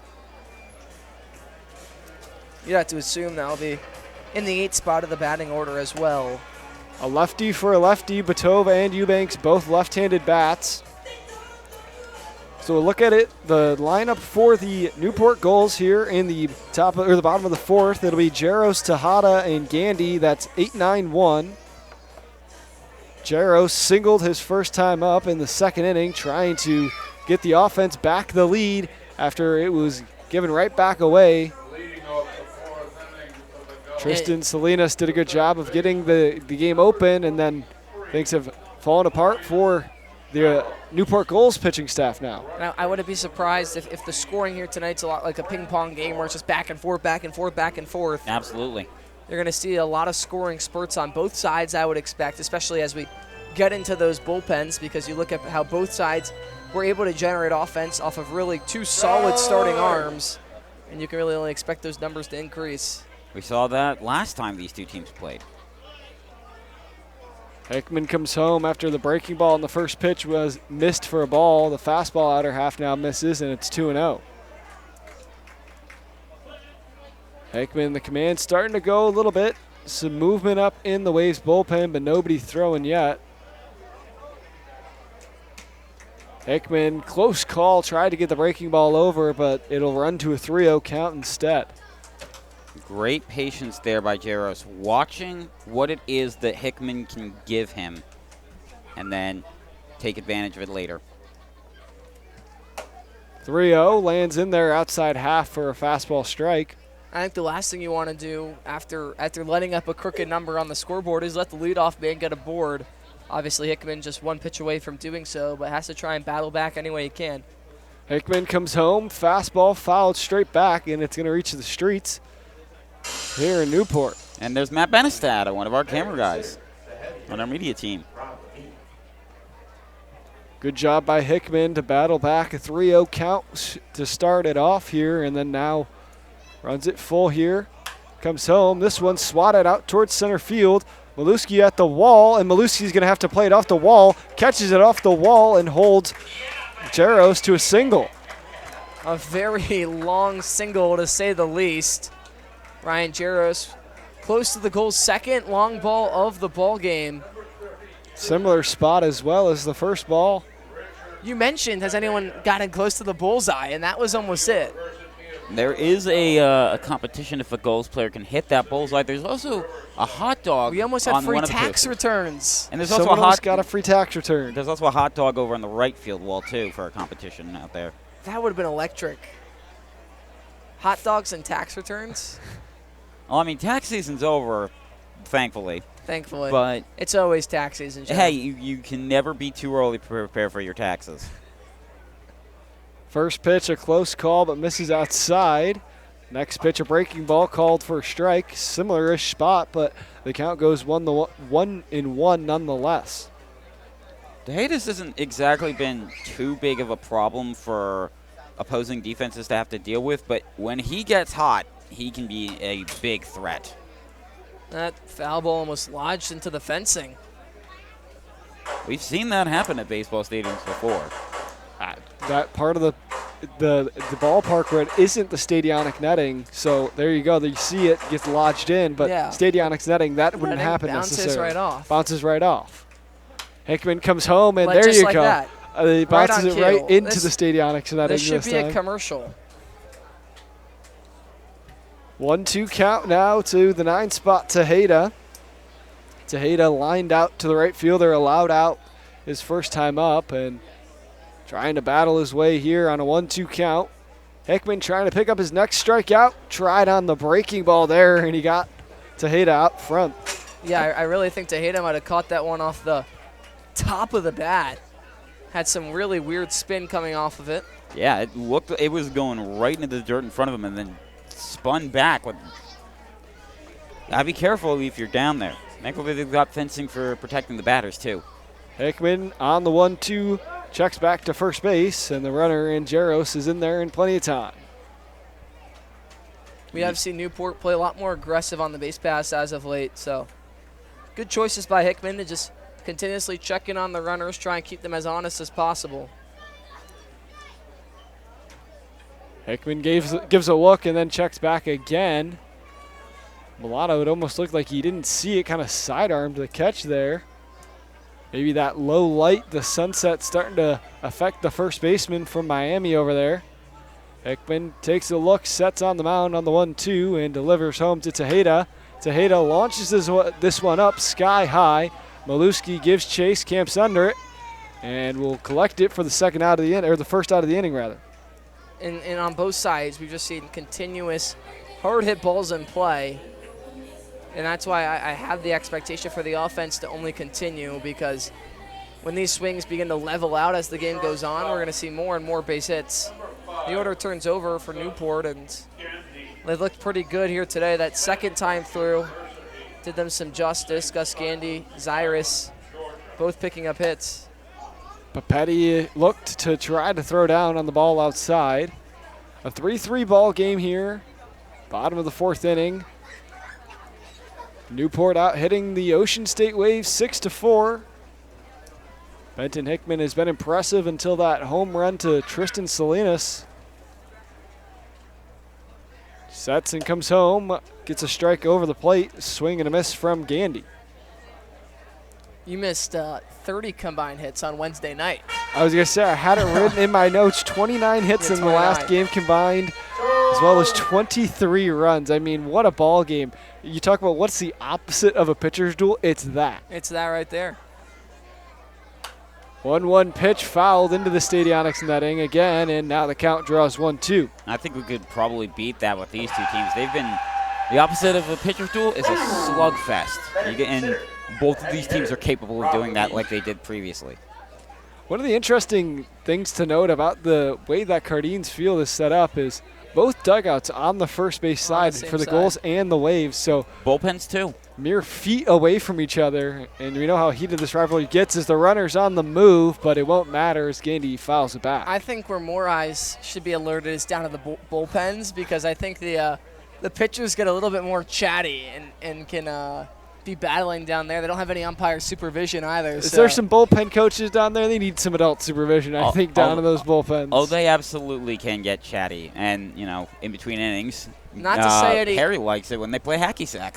Not to say any beef was started, but the Ocean State Waves players, they brought their beach chairs today for the bullpen. And one of the arms, I'll go unnamed, on the Newport staff said, "Oh, it's funny for Fun's night because those chairs are a bunch of jokes." The Waves, the beach chairs have become something of a Waves thing. It's become something they're known for. And arms starting to go in that Waves bullpen. You see them in their chairs. They'll lift those chairs up when they score a run, as this one fouled away by Gandy. What a fight from Gus Gandy, fouling off pitch after pitch.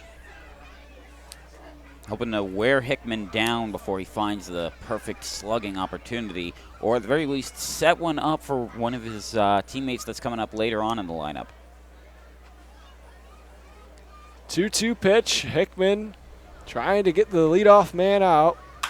Gandy instead slaps one through the third base shortstop hole, and station-to-station baseball for the Newport Gulls. Back-to-back hits.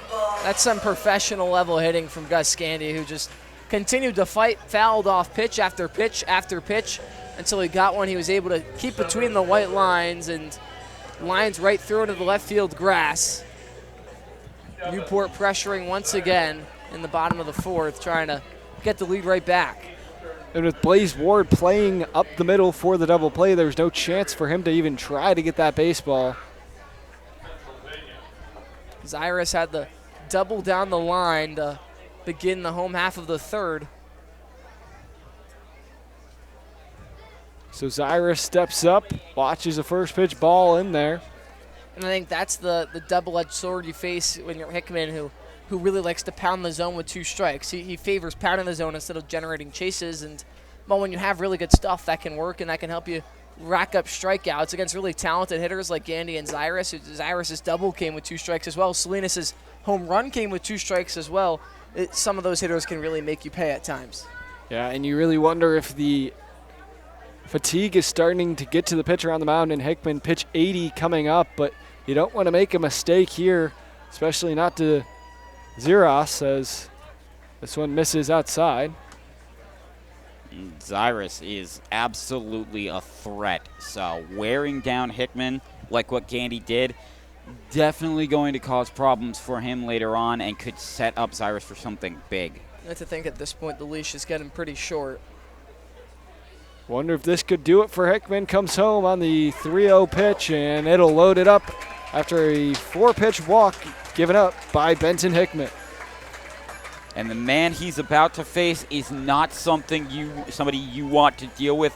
You are facing a monster in Brandon Larson. Brandon, he hasn't exactly been having a great start today, but he could always crack something that would bust this game wide open. 0 for 2, but one of those balls was hit on an absolute line and was the diving stop by Owen Morgan. So I think it's only a matter of finding the gap now if you're Brandon Larson to pick up his first hit of the ball game. Saw a bit of a mound meeting there. Tried to get him calmed down I know bases are loaded. Just try to get through this. Calm down. Release going to come in soon. You got this, though. Pitch 84 going to come into Larson here to start things off in the at-bat. Runners at first and second. Sorry, Brenner's base is juiced here. This one thrown in the dirt from Hickman. Nowhere to put him if you're Hickman. You got to go at these Newport Gulls, and you got to find the strike zone quick. Yeah, 5 straight balls, and he's got to find a response sooner rather than later. I know Larson's a dangerous hitter, but count something in the zone. 1-0 misses outside, makes it 2-0, and Hickman really got to do anything to find a strike, but you can't just throw one over the plate and give an easy home run ball essentially for Larson at the plate. So you got to be smart with where you pitch, but you also got to find the zone. Hickman sets and fires on the 2-0 in the dirt. He's trying not to throw one right over the middle like what happened with that home run by Salinas. He doesn't want to throw up another turkey, but unfortunately it looks like he's having some trouble. Yeah, it looks like that Gus Gandy at bat, or it was just foul leading to the single, really wore him down. Looks like it's Grant Wren ready to go down to the Waves bullpen as a strike is thrown in there from Hickman. I think you don't really have another choice than to pound that in the zone 2 more times and hope that Larson can't do anything too bad with it. Home run always shakes up a pitcher, so now you got to be careful here. 3-1, can Hickman keep it close? He comes home, gets a swing and a chopper. Ward gets it, flips it over to second, over to first, and not able to get scooped by the first baseman, Milano. 1 run scores in Jaros, and Gandy's going to come around all the way from second and score on the error by the second baseman. Just tried to rush the throw a little bit there. We mentioned the costly fielding for Ocean State so far this year, and a throw that Owen Morgan really wishes he had back. And that's going to probably be Hickman's night. A tough way to end the night for Hickman. A 5-3 night, or 5-3 ball game here from Cardines Field. Will he take the ball? Yes, Coach Borders will take the ball. It'll be a new arm coming in. We'll tell you all about Grant Wren when we come back on ESPN+.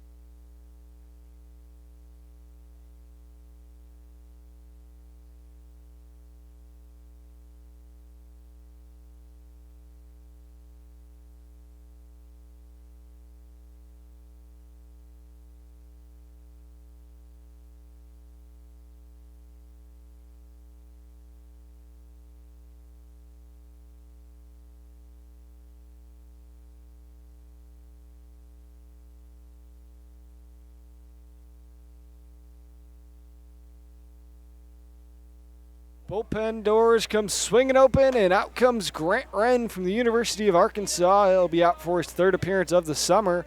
His last time out went in 2/3 innings, recording 3 strikeouts for the Ocean State Waves in a tough 6-5 loss ultimately trying to keep this ball game where it's at. There'll be a runner at first. We'll see what Wren is able to do against Peter Mershon.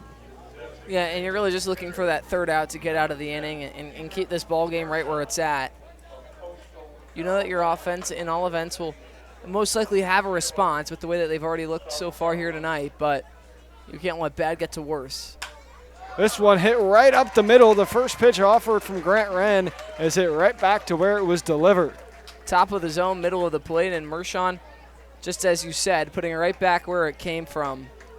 Good job of just squaring up the baseball, and Newport staying in business during the home half of the fourth. They want as much as they can get. So to move runners to first and second as the big scary man comes up to plate, and Tristan Salinas. A 3-run bomb his last time up. That one out towards right center field where the infield or the outfield wall starts to come in a little bit. 2 outs as Papetti and Wren trying to get on the same page, and Papetti going to have to go out and talk it over with the Arkansas native. Probably giving him some words of encouragement of, yeah, I know this guy hit a home run earlier, but don't worry about that. You got this. You know how you want to work against Salinas this time around and try and limit him as much as possible. Salinas batting .364 with 16 hits for the Gulls this season, and trying to keep an inning that's gone the way of the Gulls going as Wren misses upstairs this time. Wren, a guy who just is itching to get on the mound, wants as many innings as possible, and just a true gamer, wants to be in these ball games, wants to be in the close ones. That's why they come thick here. Of it. There's a development way to develop everybody. Fastball misses downstairs, count runs quickly to 2-0. And Salinas, not a bat you want to fall behind on in the count.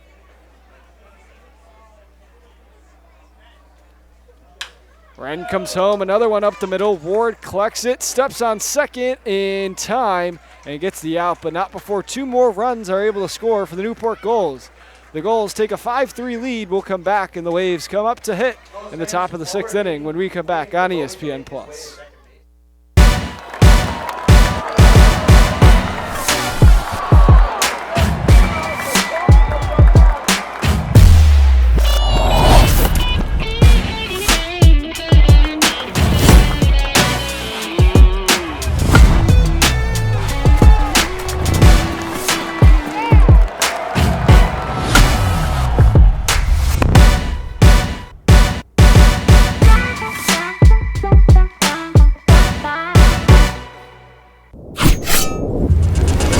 Stadionic's primary goal is to maximize fan safety and amplify the fan experience so that you or your client get exactly what you envision. Welcome into beautiful Chapel Hill, North Carolina. It's downright gorgeous.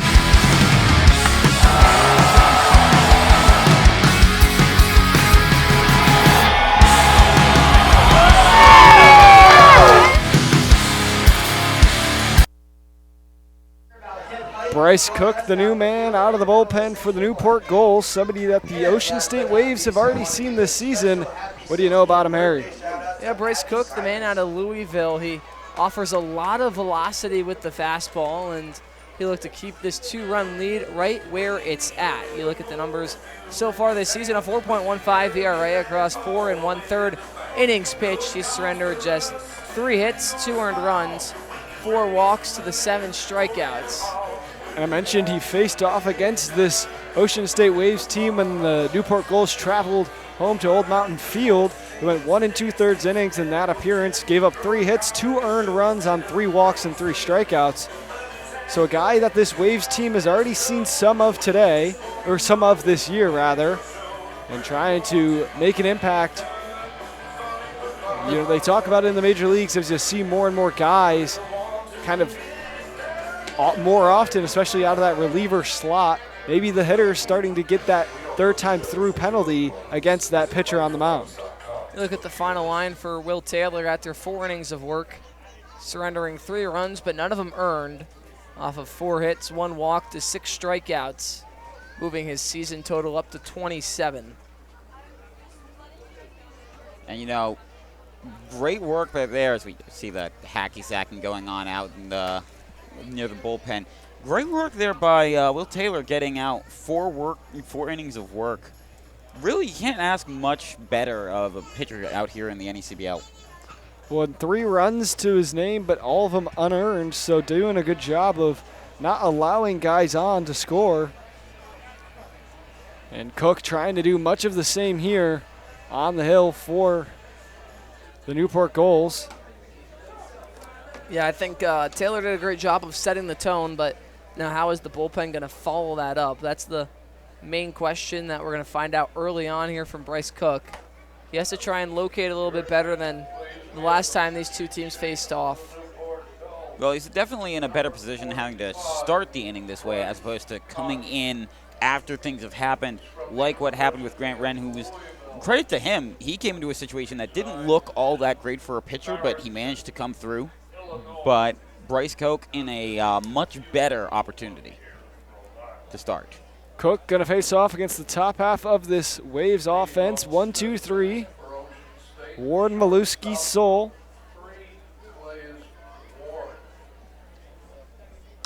This one hit right back up the middle by Blaze Ward, keeping his hot streak alive. Had a base hit in the first inning and now doubling it up.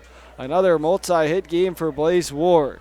Some deja vu back to the top of the 4th when the first pitch that came in from the bottom of the 4th, where the first pitch that came into Peter Mershon out of the hand of Grant Renton was singled right back up the middle as well. So, not to mention the start of this game with a single in that exact same way. Ward had a 5-game hit streak, batting .217 that was snapped last night, trying to add on to it, or trying to start a new hit streak, has his first multi-hit game of the year, as Maluski watches a fastball in there for strike 1. Maluski isn't actually recorded a hit today. He's had a walk that he got a stolen base in the first, and then he flied out back in the third, hoping to get on base with a hit here. The Waves have only scored 2 runs in the 5th inning all season long, trying to break that tie tonight. So this one misses downstairs. Maluski draws the count even at 1-1 now.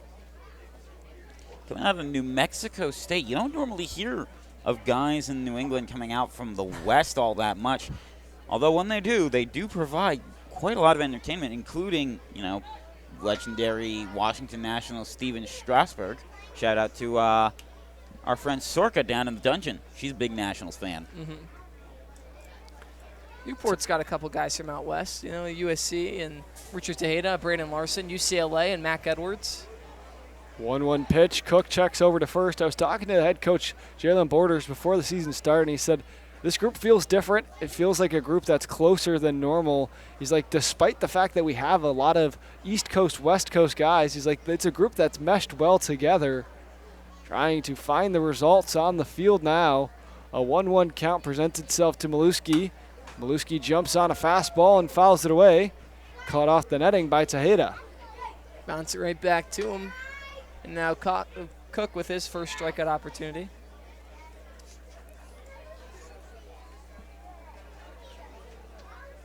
And I think this is definitely a good position to come in here with if you're Coke of, you know, 2 strikes up and a guy who's not gotten a hit yet. You can still find the zone and get him out. Maluski Firewood, another broken bat for the Ocean State Waves, but he recorded out for the pitcher. Those ones get a little scary as the bat starts flying your way. Yeah, you could see Cook jumping out of the way for just a second. That one shattered right down the middle. We've had quite a few broken bats here. I was going to say. In this fairly young there's season. more at Newport, I feel like. I've at least home, 4 or 5, I wish I was keeping track because I haven't seen a crazy amount on the road, but there is at least 3 a game when we're playing here at Guardians. Maybe it's the wind or something. I think it's the, you know, it's eroding from, you know, the ocean being right there. The salt. The salt, exactly. I like where your head's at.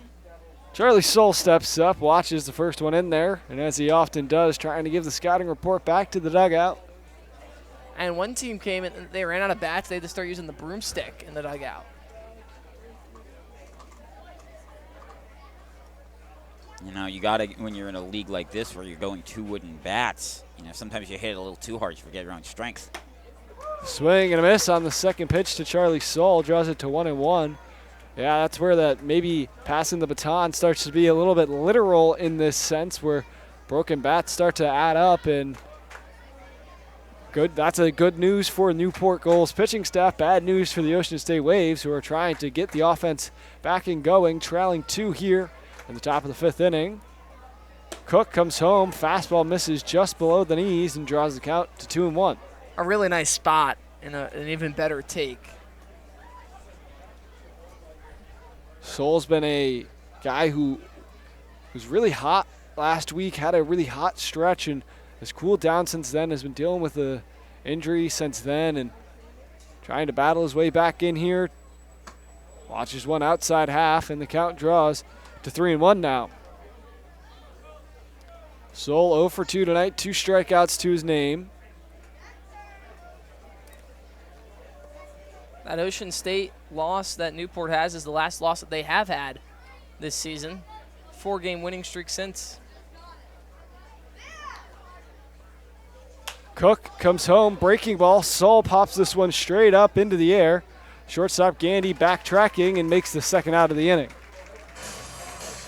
Yeah, just hit it, got under it a little too much. Barely even leaves the infield. Don't have to do too much to get underneath it. Yeah, and a strong job of just settling in after giving up a hit on the very first pitch to respond by recording back-to-back outs and putting the Waves on the brink of the end of the top of the 5th. If you're Charlie Soule, though, one good thing you can say is that you didn't strike out that time. You at least made contact, even if it wasn't contact that led to a hit. Max Farrell stepping up to the dish now. Watches one on the outside half.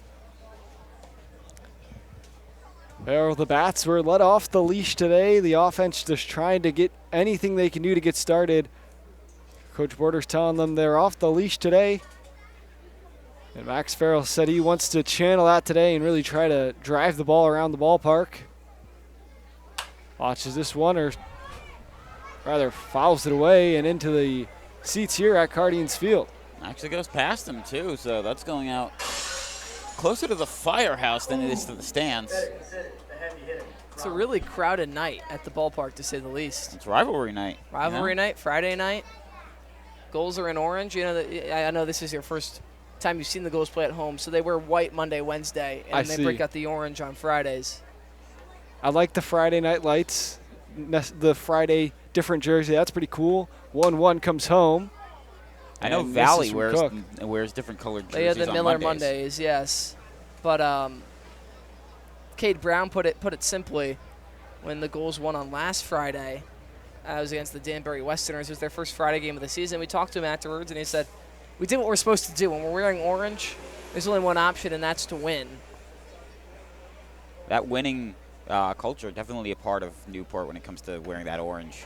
Good stop by Tejeda behind the dish, a good block. I remember last year when they went into the playoffs, you know, the playoffs started on a Friday, so normally, obviously they were orange. They lost to Mystic on game 2, and so they come back here, and one of the veterans of that roster, Randy Seymour, a Michigan State product, was like, we got to wear the orange for this game 3, and they won with it. 3-1 count to Farrell. Farrell chops it over to the third baseman. A good play by Jaros, who fires across the diamond for the third out of the inning. So 4 batters come up for the Waves, but they can't do anything on the offensive end. It's still a 5-3 Newport Gulls lead as we head to the bottom of the 5th inning on ESPN+. Most people spend their time trying to fit in. Not me. I want to be all in.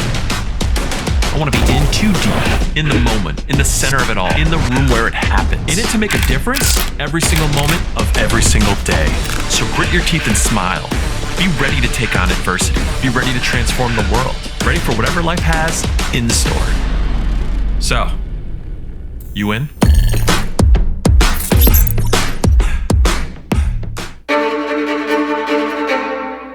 The motoring event of the year returns.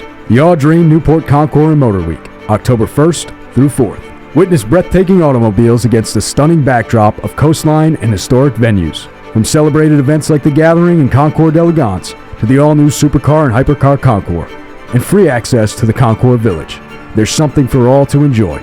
Join us in our Chair Jay Leno in celebrating automotive excellence, luxury, and community. Tickets on sale. Fun's night tonight, and you see the cameraman getting into the fun here. It's Carter Holubesco Field. Carter Holubesco. He's known as the best dancer on the broadcast operations team. I know you didn't get to see it today, but we do a little dance to Beat It by Michael Jackson before each of the games. These two are absolutely coordinated. I actually was here. I saw a little bit of the dance. Okay, it was pretty good. It was. I got to give you credit for it. We've got it down. We're working on the I Want You Back by the Jackson 5. We're holding tryouts among the other interns to see who can qualify for the group. Joe Dupuy hasn't. Not me. Are you going to do a grand presentation, final game of the year? You put it all together for a performance? Yeah. Absolutely. And, Carter and Harry have great minds think alike. And these two are like, if I didn't know any better, I would have thought that they were twins. Because they all both seem to think the same thing. They've been thick as thieves since even before game one. And there's nothing we both love more than getting on Joe's nerves. Yes, very much. You like getting on the nerves of the unk of the media team. So after that, Caden Cloud will step in, the man out of Kentucky, facing off against the Arkansas man. Still Grant ran on the mound, second inning of work. Got an SEC battle right here. Popped it straight up. LaRose comes in, Milano, and it's going to be Milano who gives charge in the infield and takes the out. Going to be a quick throw around the diamond for the infield as they're all right there. Those infield pop-ups are never easy. I feel like when you're the team in the field, the manager's always holding his breath, just hoping one person and just one person takes charge and calls everybody else off and is able to make the catch. And Milano doing a good job of just sticking with it. Those towering fly balls can have a lot of backspin on them, but he's stationing himself in a good spot. And the blinding infield lights, which unless it's like what happened with that game we had on Wednesday where one of the foul balls actually breaks one of the lights. That happened. Mm-hmm. Literally break the light out. Literally broke a light, but you got to keep track of it, and sometimes those can be a little bit blinding. Yeah, and how about the novice first baseman in Milano taking things over, taking charge in the infield, a 2-0 count now. Milano, just his second competitive game played at first base. Typically playing more up the middle, third base towards of the infield, but playing anywhere he can to get in this lineup for the Waves. That reminded me the other way around. Ryan Jaros, he had a really nice play to end the top of the inning at third, and we've only really seen him at first base so far this season. I was quite impressed with the scoop and the dart over the first base bag. And Ryan Novak trying to keep his patience here with a 3-0. 3-0, and Ren does just what you have to do, which is go right at the hitter, right down the middle, and a take by Novak moves it to 3-1. And I think if you're the pitching staff for the Waves, the one thing you want to improve upon in the back half is pounding the zone early and counts more often. Feels like we've seen a lot of 3-0s where then they have to work their way all the way back. And not to say that they can't, but it involves putting a lot of pitches in the zones and giving the goals a lot more chances. I mean, already the fifth pitch of the at-bat coming up here to Novak. And it'll be a ball 4 on the sixth pitch, rather. So a 6-pitch walk goes for Ryan Novak. Yeah, and for a season where his offensive numbers aren't quite where he wants them to be, the fact that he still worked his way on base at such an alarming rate. He's worked his way on 2 out of 3 times here tonight and hands things off to Jaros, who's 2 for 2 already. And scored one of the runs that happened last inning as well. Papetti tries to get in front of this one. It bounces into the netting over towards the Gulls dugout, and it'll be an easy advancement for Novak to head to second. We talked about the backstop is incredibly short, but when it bounces up like that and gets away from the catcher, not even a short backstop, apologies there, not even a short backstop is going to save you there. Jaros, the man out of Rutgers University, steps up now. He's got a 1-0 count, trying to battle his way aboard. Keep this inning rolling for the Gulls. As Papetti can't glove that one, just a simple mistake there by the backstop. Can't come up with that one, and it'll move the runner to third now. Took his eyes off the breaking ball, it looked like, and miscommunication. Couldn't track it into the mitt, yeah. Things like that happen, and you just got to shake it off and get back into it. A lot easier for Jaros now to drive another run in and push the lead to 3. 2-0. Rent comes home, and it's fouled straight into the head of Papetti, and You could feel the hit from up here when it hit that backstop. a lot of velocity on that one from Ryan Jaros, looking for his third base hit of the night. I'm a little bit worried for that umpire down there with some of the strength these guys have with the ball coming back like that. Wren misses outside, draws the count now to a 3-1 count. If you're Jaros, trying to find something you can elevate, even if it's caught, give Novak time to tag. Wren comes home, 3-1 swing and a miss by Jaros, and now a full count. Wren's done a good job. He's battled back each time, but you can't do this every time and expect to have good results. It's really going to start to fatigue the pitcher on the mound. Certainly not against this Gulls offense. Wren now a chance to battle back on the full count pitch, and he does. He gets a swing and a foul tip back into the glove of Papetti for his first strikeout of the night. And Wren's really loved that top half of the zone. He goes to it twice for strike 2 and strike 3, and Jaros swinging right through it on the outside. Held onto it with his fingertips of his mitt, too.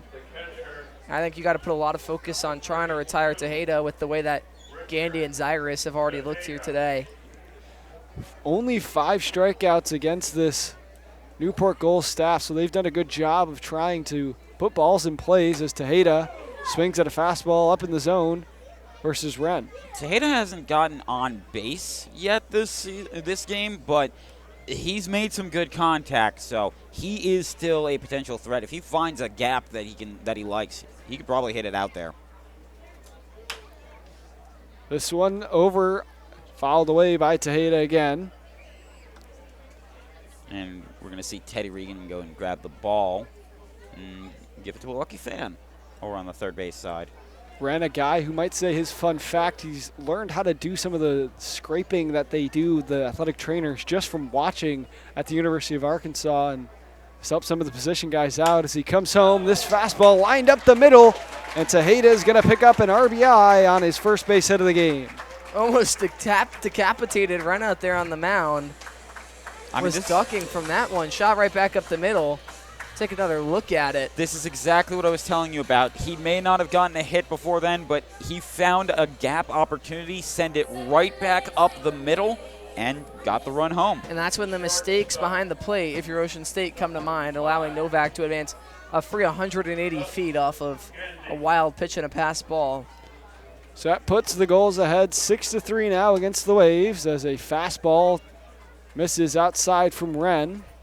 Gandy's just been on a tear as of late. I mean, his batting average has jumped well into the threes, a 314 across his now 14 games started. And he can swing fast, so you got to be prepared. 16 hits on the season, leads the Gulls. Gandy fouls it away this time. And I think, Carter mentioned it when he was on the broadcast the last time. They call him the Gandy Man because, the handyman, he's really able to do anything out there. He's just a gritty competitor who you can really trust at any part of the field. You can trust to hit at any part of the order. He's batted first, he's batted ninth, and gets the job done.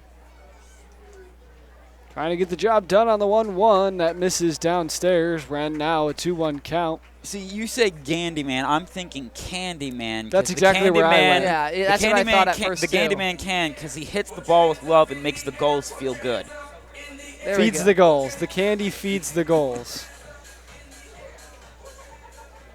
Wren comes home 2-1. Chop down the line. LaRoe's going to have to make a tough play, and LaRoe's is just going to put it in his back pocket and not attempt that throw. That would have been a tough play to make across the diamond. 3 hits for Gus Gandy. The counter only continuing to grow. And they're all singles.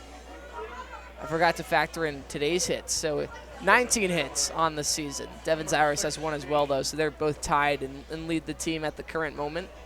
Gulls reach the double-digit mark of the hit column. 10 hits now on 6 runs. As Wren delivers home this time. Zyrus thought he was going to see something good, but at the last minute he pulled back. And that's exactly what you want out of your hitters. You want them to be prepared to swing until that last moment. As Wren settles back onto the mound, trying to find the strike zone, comes home 1-0. Evens it up at 1-1. A good job early on to even things up. And to have 11 hits when you're only in the bottom of the 5th, it's really impressive if you're Newport, just peppering balls all across the field.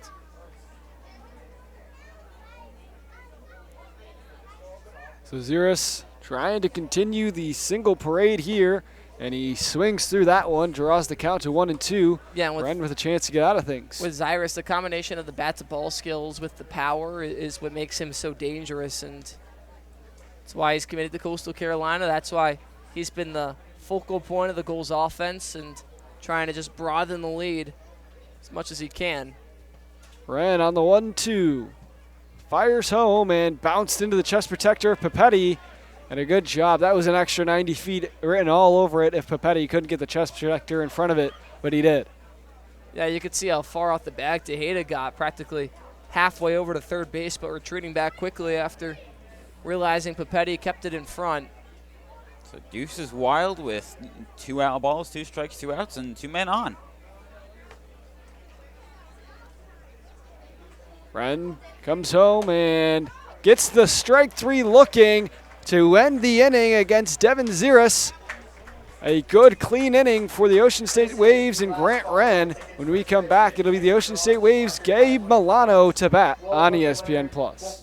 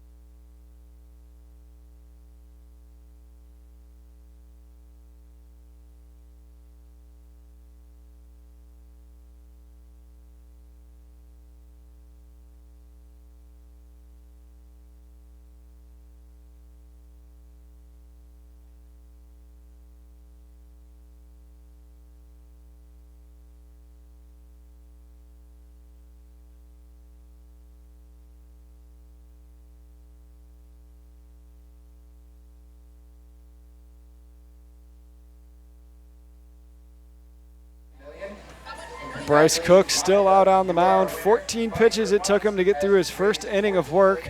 Waiting for his catcher, Tejeda, to get to the plate. It'll be Gabe Milano to lead things off, the man out of the University of Miami. And the Waves, they still have a chance to come back in this game, but if they're going to do so, they got to start piecing together hits, and they got to do so fast. Yeah, far from over. It's still only a 3-run ball game, but the Ocean State offense, it's not quite what we saw earlier in this ball game, and definitely going back to the last matchup between these two teams. They just got to start stringing together a couple more hits, because the last place you want to be is when you're counting outs late and you're going, we need 3 runs and we only got 6 outs to work with. That's not a promising place to be. So Ocean State, even if it's just 1 run, or even if getting it from a 3-run ball game to a 2-run ball game changes the mindset in the dugout. Drops it from a commanding lead to a very competitive ball game. I think that's where they have to get to. Waves have had at least 1 base hit in 4 of the 5 innings tonight. Just the 3rd inning, a 1-2-3 inning for the starter, Will Taylor. And now Cook on the mound has done a good job of shutting down the Waves, looking to continue that here. Going to face off against the red-hot Gabe Milano, 1 for 2 tonight. Hit one off of the fences last time up, and would love nothing more to start the Waves off with another double. Unfortunately, that double couldn't come around to score, or he could come around to score. Did Milano. If we take a look now, in the meantime, around the league, there were originally 6 other games planned to be played, but unfortunately, the game between Keene and Vermont got postponed, and it will be returning on July 7th. Said the bench is clear up in Boston. Oh, geez. Red Sox and Yanks. Always something going to happen between those two. Red Sox out to the 4-0 lead to the despise of me and Gavin. Wait, are you're Yankees or Mets? I'm a Yankees You're guy. Yankees. Yankees Okay. guy. Continuing, though, with the scores that are going on with games happening. On the bottom of the 6th, up at the Maxfield Sports Complex, the Nighthawks leading the Steeplecats 5-3. First pitch to Milano outside. Meanwhile, a top of the 8th over in Fraser Field in Lynn, Massachusetts, where the Navigators trailing behind a very hot Martha's Vineyard Sharks team 3-1. Cook comes home, gets a fastball right at the knees of Milano. We have an in-state rivalry here from Rhode Island, but there's another one going on in Connecticut, top of the 5th at Fitch High School in Mystic, where the Schooners are winning 2-1 over the Westerners of Danbury. Breaking ball over the top of the zone there. And finally, bottom of the 5th between two very good teams, potential playoff contenders, the Bristol Blues and Valley Blue Sox at Mackenzie Stadium. It's 2-0 Bristol. It's nice to be back in action after all the washouts earlier this week. I know practically everybody was off on Monday, and you know, had only the 2 games on Tuesday because I like South having the rain Division here. Received a lot of rain. We've had a bit of a drought here. Joe, you do your rain dance? No, no. I'm more of a sunny day kind of guy, but you know. I love a good sunny day, and we had the off day yesterday in Newport. It was really nice. Just don't ask me for hail or a sandstorm because I'm not that kind of guy. Milano now a full count. He's got to work through here. Wonder if anyone else is going to get that here. Milano fouls this one out of the stadium. I think that might have gone to the hotel behind us. It did. It's over into the hotel lobby. That is. Just check it in. It's on the 5th floor as we speak. Oh, well, we always have to tell the fans here, don't go chasing the foul balls out of the stadium unless you want a free trip to intensive care, according to our master of ceremonies over there, Don, or our PA announcer, not master of ceremonies, says that's a walk. Milano, works the walk after fouling that one way back. There'll be another lefty up and Jack LaRose. LaRose, previously the Yukon man, just announced his transfer this week. Going to the University of Rhode Island, joining fellow Ocean State Wave Adonis Medina and Will Creed at the University of Rhode Island. And the Waves welcome their first base runner aboard in Gabe Milano. And we talked about working back in this ball game, and getting your leadoff man on is exactly how you want to start it for the Waves. Bunt popped up and out of play. That one got out of the stadium. That went to the aquarium, I think. Rarely do you see that on a Going bunt. for a little bit of a tour around Newport, some of these foul balls. I thought for sure that one hit off the netting. Didn't even look to see where it went, but out of the park on the bunt from LaRose. I mean, the bunt geesh, was some power. I think the bunt was what caused the lighting to break in that game against Valley. Check back to first in Milano. Milano, a threat to steal in any chance that he gets. You know, we've talked about fun facts tonight. Here's a fun fact about Jack LaRose. He and I come from the same hometown of Cumberland, Rhode Island, the northeast corner of the state. LaRose fouls it away quickly behind in the count 0-2 now. Have you seen the sign out of side of Cumberland? It says home of Joe Dupuis. And then they added and Jack LaRose. I did, yes. I have seen that sign as I've been driving by. Give it a few years, then they'll have that, but no, they don't have that right now. I wish they did. That would mean I'm an actual big name. So LaRose trying to battle on the 0-2 pitch here. Comes home, a swing and a miss. Cook picks up the strikeout against LaRose after allowing the leadoff walk. A really just competitive at bat from Cook. He pounded the zone again and again and puts the heat right past him. You know, Cumberland, also the place where Cumberland Farms started. Yeah, that is technically true, although it's not headquartered there anymore. Wait, that's true? Yeah, it's actually true. Oh, wow. I just took a shot and he just making he up sinks stuff it from beyond the arc. I was just joking around. I always love when you're making up something. Wait, hold on, that's real? I love those slushies.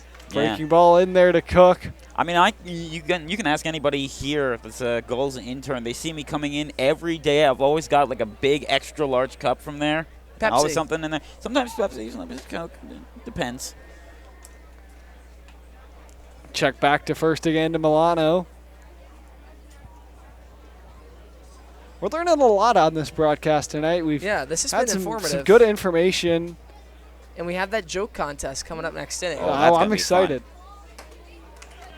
This one from Tejeda, swing and a miss.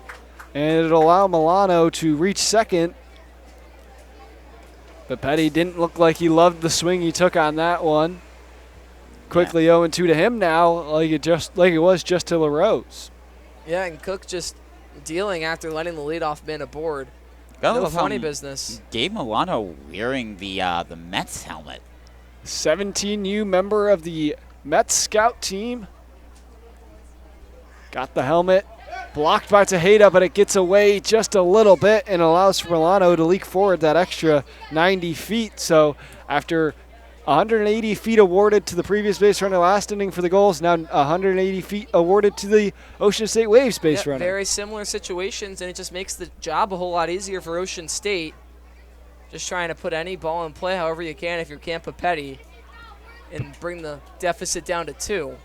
But Petty trying to do what they work on in BP every day, and he watches one right down the middle for a called strike 3.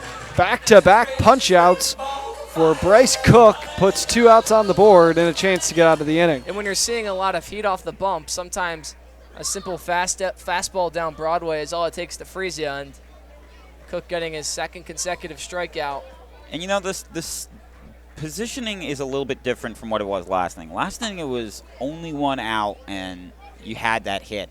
Now while the runner is 90 feet away, it's 2 outs, so it's a little bit more difficult. Brody Batove steps in, watches the first pitch in there for a fastball strike. Batove batting .300, came in as a defensive replacement for Gray Eubanks.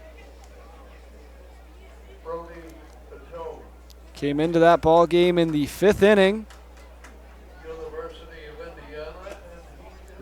Man from Toronto, we've had quite a few Toronto players come in here to the NECBL, but attends the home of the 2025 and 2026 NCAA football D1 champions, the Indiana Hoosiers. Got to talk to him about it. He said he was locked into it despite being Canadian, despite not necessarily, coming and knowing the history of it. Slaps it down the line and gets it foul. Very he said close he there. was still locked into it. The whole baseball team was locked into that historic season for Indiana, where, they ultimately won that national championship. One man I know very disappointed is Harry's predecessor of Gavin Bisho, yes, who I spoke about this actually with you, Gav, where last year Ocean State's guy was from Rhode Island, URI, and Gavin from Miami. Now we've got Syracuse and St. Bonaventure for the Gulls and Ocean State. So same divisions for last time as what we had this Punch time. out number 3 from Cook ends the inning. Brody Batove disagrees, but they strand the leadoff walk in Gabe Milano, and the Newport Gulls still hold the 6-3 lead here on ESPN Plus.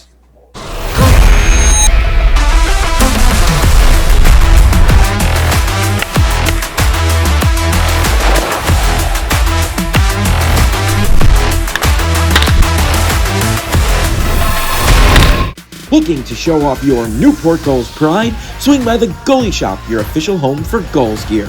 From t-shirts and hoodies to hats and limited edition merch, we've got everything you need to rep Newport in style. Located right inside historic Cardines Field, or shop online anytime at newportgulls.com and click on the Goalie Shop. Don't miss out, grab your gear today and join the best fans in summer baseball. The Goalie Shop, where Gulls fans gear up.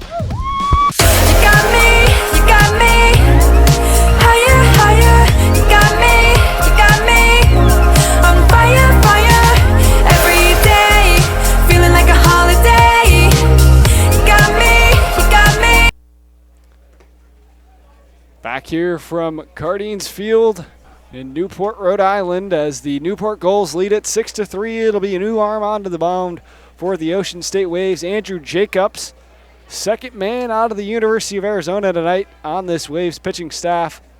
His last outing came in a 6-3 victory against the North Shore Navigators, going 1 inning, striking out 1 batter, and a guy who's had a little bit of a tough start to the season.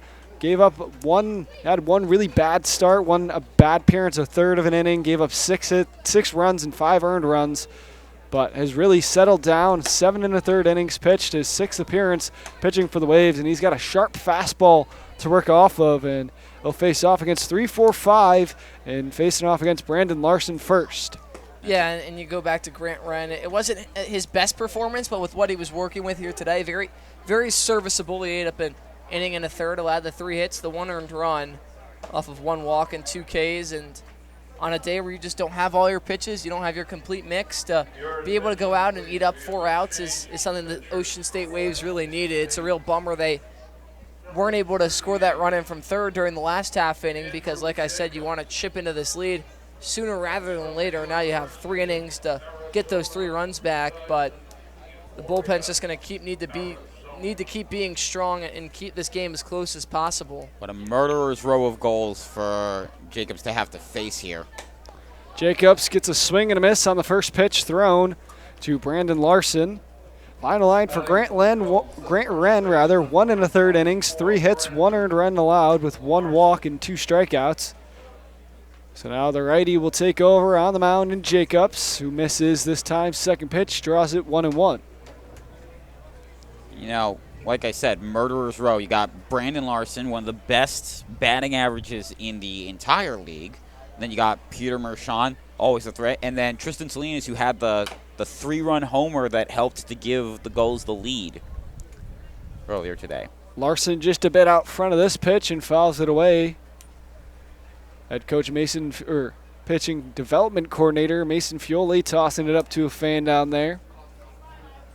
Hard hat travels with this Ocean State Waves team no matter where they go. Jacobs comes home, bounces it in the dirt, and was trying to just get a chase swing there, but it comes up empty.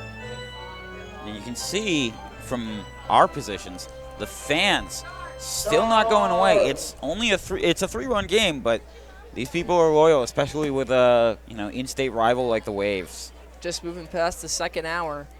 Like you said, still a strong crowd, Joe.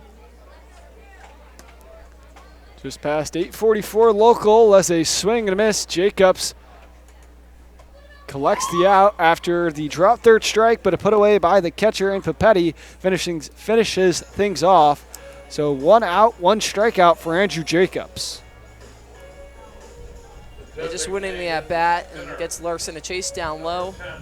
A dangerous bat, a dangerous part of the order, so establishing an early out is really important as Jacobs tries to settle in, but really can't take any focus away from these next 2 guys in Mershon and Salinas. Bottom half of the 6th inning for the Gulls here.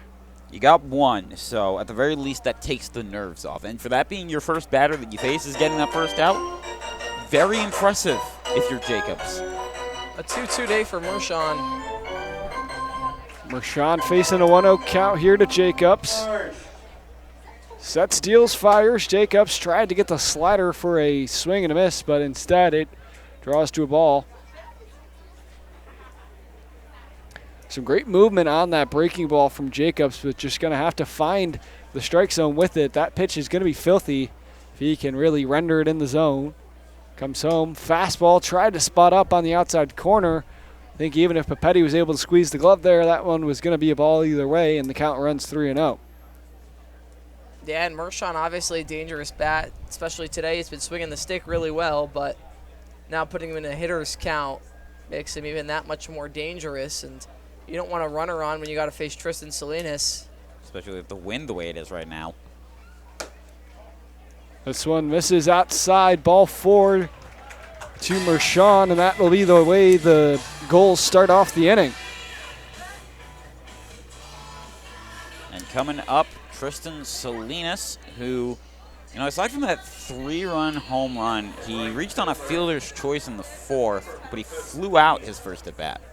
So definitely a threat, but he has his flaws that perhaps Jacobs can take advantage of. Home run in the previous at-bat, but now a double play chance over to Ward. Ward fires to first, close play, and safe at first base. A good stretch by the rookie first baseman Milano, but not able to get the runner. Another, I think, broken bat as Salinas catches it in on the hands, and a good job of a hard 90 to barely beat out that double play throw over to first, but a good competitive pitch to begin the at-bat from Jacobs, not afraid to challenge dangerous pull hitters in Salinas on the inside, and picks up an important second out.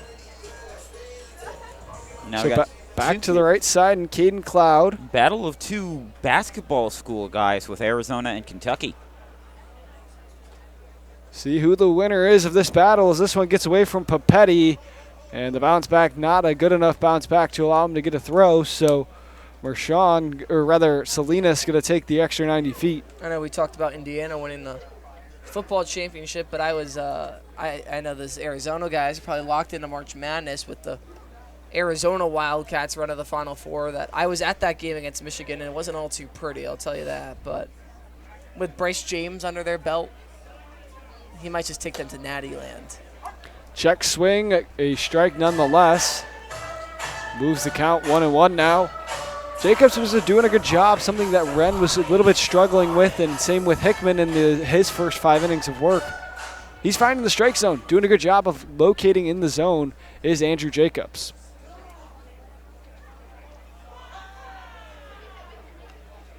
Jacobs comes home 1-1, cut on and missed, draws it to 1-2 now.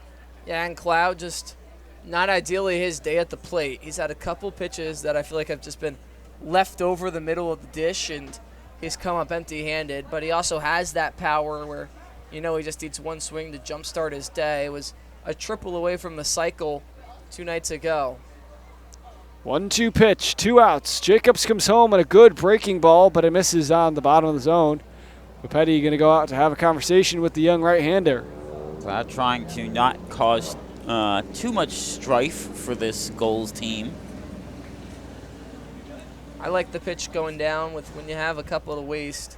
Try and get Cloud to chase at something, but you probably don't want to let the count run full, so I think you got to put something at least close to the zone 2-2. 2-2, 2 outs, runner on base 2. Just 2s all around. We'll see what they decide to go with on the 2-2 pitch here. Jacobs comes home. They try to spot the fastball outer corner, but Jacobs just missed on the outside half. And Novak, who doesn't have any hits today, but is 2 for 3 in terms of getting on base, stands on deck. And if he could pass the baton to Ryan Jaros with the way that he's been swinging it, Newport could really break things open. Full count, 2 outs. Pitch on the way home, and it misses. Another walk in the inning. So 2 walks in the inning, and the fielder's choice, Salinas grounded into. Marks first and second now.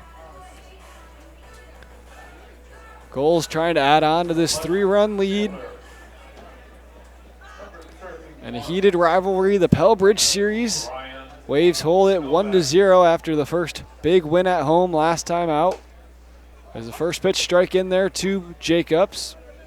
A rivalry game can mean anything can happen. And we've seen it tonight. Means this game nowhere near done as Jacobs still on the mound, working from the 0-1. Now it's check back to first, and Milano can't grab it. The runner is going to score from third. The runner at second trying for home, and no, instead it looks like it was maybe out of play, and we're going to get a ground rule to bring them back to second and third. I mean, I think they'll take that if you're the Gulls. Get up 7-3. Oh. I think they might be calling Novak possibly out, or is it just going to be a strike call? I would possibly interference. Coombs out there looking for an explanation. Coombs, his last time out, the last time these two teams faced off against each other, got the boot from the home plate umpire, so he's got to be careful. Coombs is a firebrand. I've seen him say some things that have gotten him thrown out of games, including last year. He threw a bucket of balls when they had their road game up in Vermont. That got him thrown out suspended the for 3 last games. time these two teams faced off. Yeah. And they're going to send the runners back. Home crowd does not like that. You can hear the boos. Novak still up to the dish. A 1-1 count, though, now. But the interference moves everybody back to where they were. And this one, a swing and a miss now by Novak. And a 1-2 count now, a chance to get out of it in a situation where you imagine at least 1 run scores if that doesn't happen.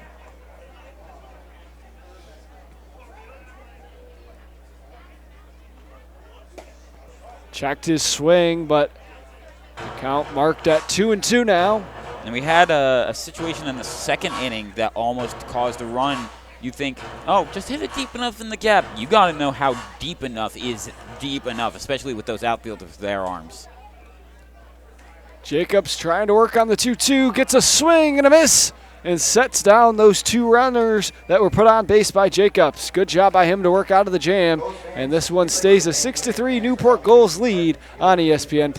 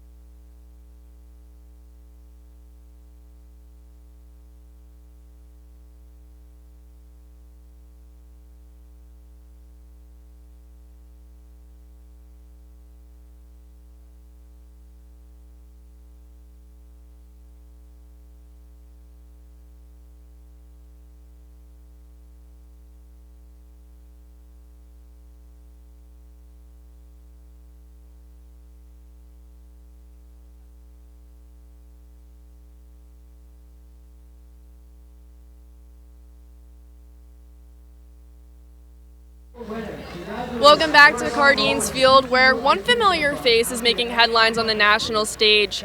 Kyle Branch, former 2025 Gull and a part of this year's roster, just helped lead the University of Oklahoma to a national championship during the College World Series this week. I'm Adelina Aubin, and back to you guys. Thank you so much, Adelina. I was caught off guard watching the goalie race out in left field, some of the players joining in, and then I got to hear that awesome hit. Thank you so much about the roster. Yeah, the roster. But yeah, more about what's going on across college baseball. Now the guys playing hacky sack. They got to stay active while they're out there in the bullpen. You know. And we had a couple of guys out in that bullpen weren't here to start because they were with Mississippi State, and we saw the Gulls were struggling, and then they come back here, and it's like all of a sudden the weapons are reloaded, and anything can happen with this Gulls team. Well, the Waves had something similar. Bryant Yoke, West Virginia, they just were eliminated recently from the playoffs, so finally able to get some more arms out of the bullpen. Well, we're gearing up for the back third, and before we get into the action, Joe Dupuis, I know we talked about, Gavin, I know I told you about trivia here in Newport, but today the honor of asking the question is bestowed to none other than Joe Dupuis. This one is not going to be one that you have in that little handy baseball almanac that you always find the questions in, which very, very useful for when you're finding calling questions. You out a little but bit. You're not get to the question. Anyway, so it's comedy night, right? So one of the best animated comedies, The Simpsons. Very early episode in their run was season 3's Homer at the Bat had 9 real MLB players voicing themselves. You had Steve Sachs, Mike Scioscia, Ken Griffey Jr. You had Jose Canseco, as that one's hit out towards the right side, and Larson takes it to the bag for the first out. You had Ozzie Smith, you had Wade Boggs, Roger Clemens, Don Mattingly, and Darryl Strawberry. But one of them also had one other major accomplishment. He was in the longest professional baseball game ever to be played. So, of the 9 players that were in that episode, and I can look up the players so I can have them on my screen. Yes, you can look up the players. Smith? Wait, we wait until the home half of the inning. We wait till the home half. Oh, okay, my bad. Jeez, Gavin. Think about possible. Getting the lay of the land here, right? Rookie mistake. As that one's in for a strike. All right. As we got a little bit caught up in the question, my bad, that we missed out on the fact that, we've got quite an interesting lineup here. We've got Bitove, who was just logging. We got Owen Morgan from Oregon, grounded out. We have Blaze Ward here now, and then we've got Thomas Molesky due up on deck. Cook's pitch misses, low and away, 2 balls, no strikes. Into Blaze Ward, the top of the order, with 1 out for Ocean State, chasing 3 runs with 3 innings left to play. I think we got to continue with the fun, though. I told you guys we're also going to do some comedy. Does either of you, which one of you wants to give your joke first? Why does the pitcher raise one leg when he throws? Tell me, Gavin. Well, if he raised both, he would fall. That checks out. That checks out, and Yeah. that gave me a little chuckle. You know, I like the simplistic ones. Okay, Joe, a tough act to follow up. Ground ball right side. Diving is Cloud from his knees. Not going to be able to make the throw in time. So a single for Blaze Ward continues his very impressive day. I got to stick with the dad jokes, just 6 days removed from Father's Day, so Yeah, you got to of go with the course. dad jokes. All right, Joe. Yeah, that's that's gonna be tough. We'll give you an inning if you want the inning Yes, to please, figure give me to an- get give me your into the joke. home half. so No, that way you I got to can get think it of in by. You got to lock it in by the end of this half. Okay, we'll go with that one. But let me know when you're ready. All right. Ward 3 for 4 today. Molesky 0 for 2. Cook deals home. Pitch in the dirt for ball 1. I also have another. We're just throwing everything out the window you guys can think of. I know you have the baseball trivia, but if you guys can tell me how long the Pell Bridge is. I drive over it every day, so In feet, or you can give me meters, but I would assume you want to give it to me in feet. If you could tell me how long the Pell Bridge is in feet, I will buy you dinner after the game. Can we use the internet? No. Not to look up, obviously, You can how look up long pic- the you Pell can look Bridge up is. pictures of the Pell Bridge. I Yeah, that's feel like fair. it would tell you though. That's fair. If No, you Yeah, are I won't looking look up it. I won't look Look it. up by just accident. pictures. Just look up pictures of the Pell Bridge. Well, I'm trying to think of even a conversion rate in my head from miles to feet. This ball crushed right side, but foul. I'm gonna say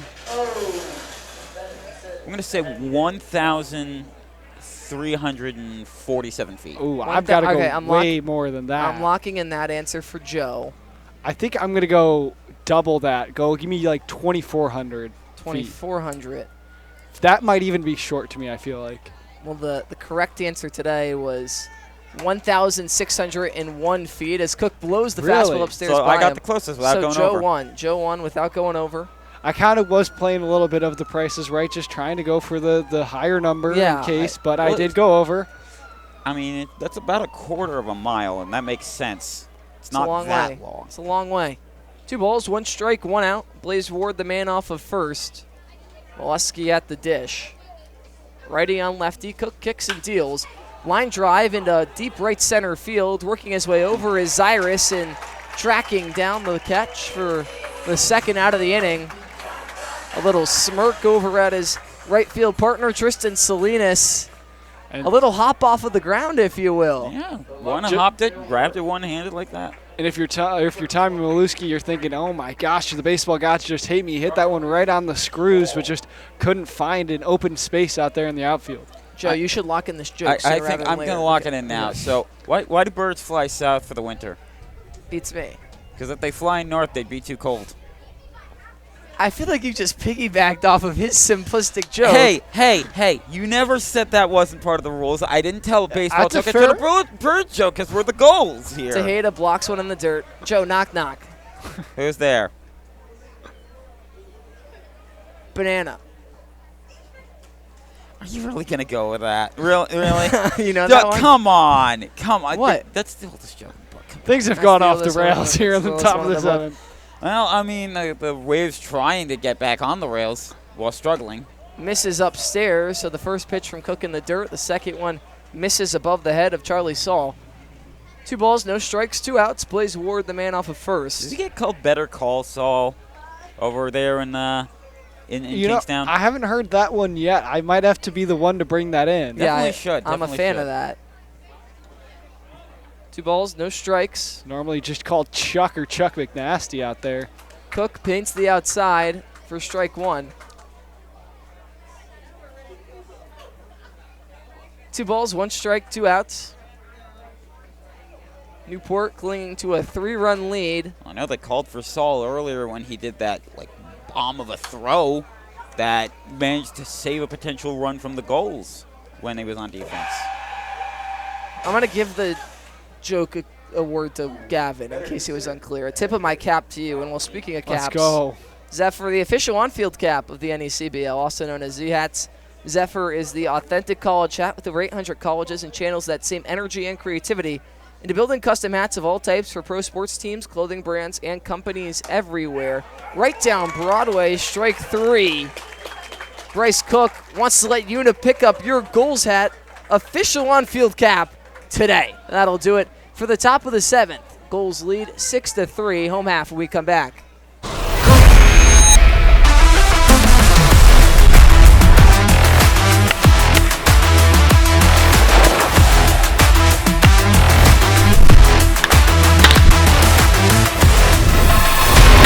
What makes a great team hat? It starts with a Z. For decades, Zephyr has been making the most iconic headwear in the game, trusted by teams, colleges, and pros. We cut out the middlemen and work directly with our manufacturers, so you get top quality, fast turnaround, and prices that make sense. From bold designs to unbeatable fit, Zephyr hats are built to match the quality of your team, right down to the last stitch. Zephyr Team Headwear, born from experience, built for teams that stand out.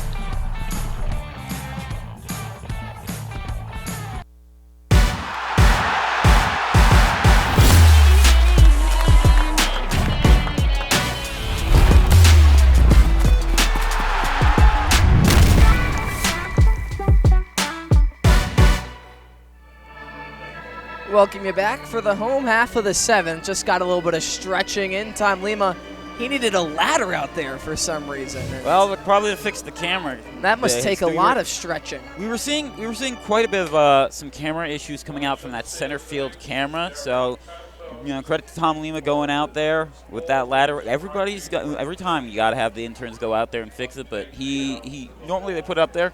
He goes out and fixes it. He's our tech guy.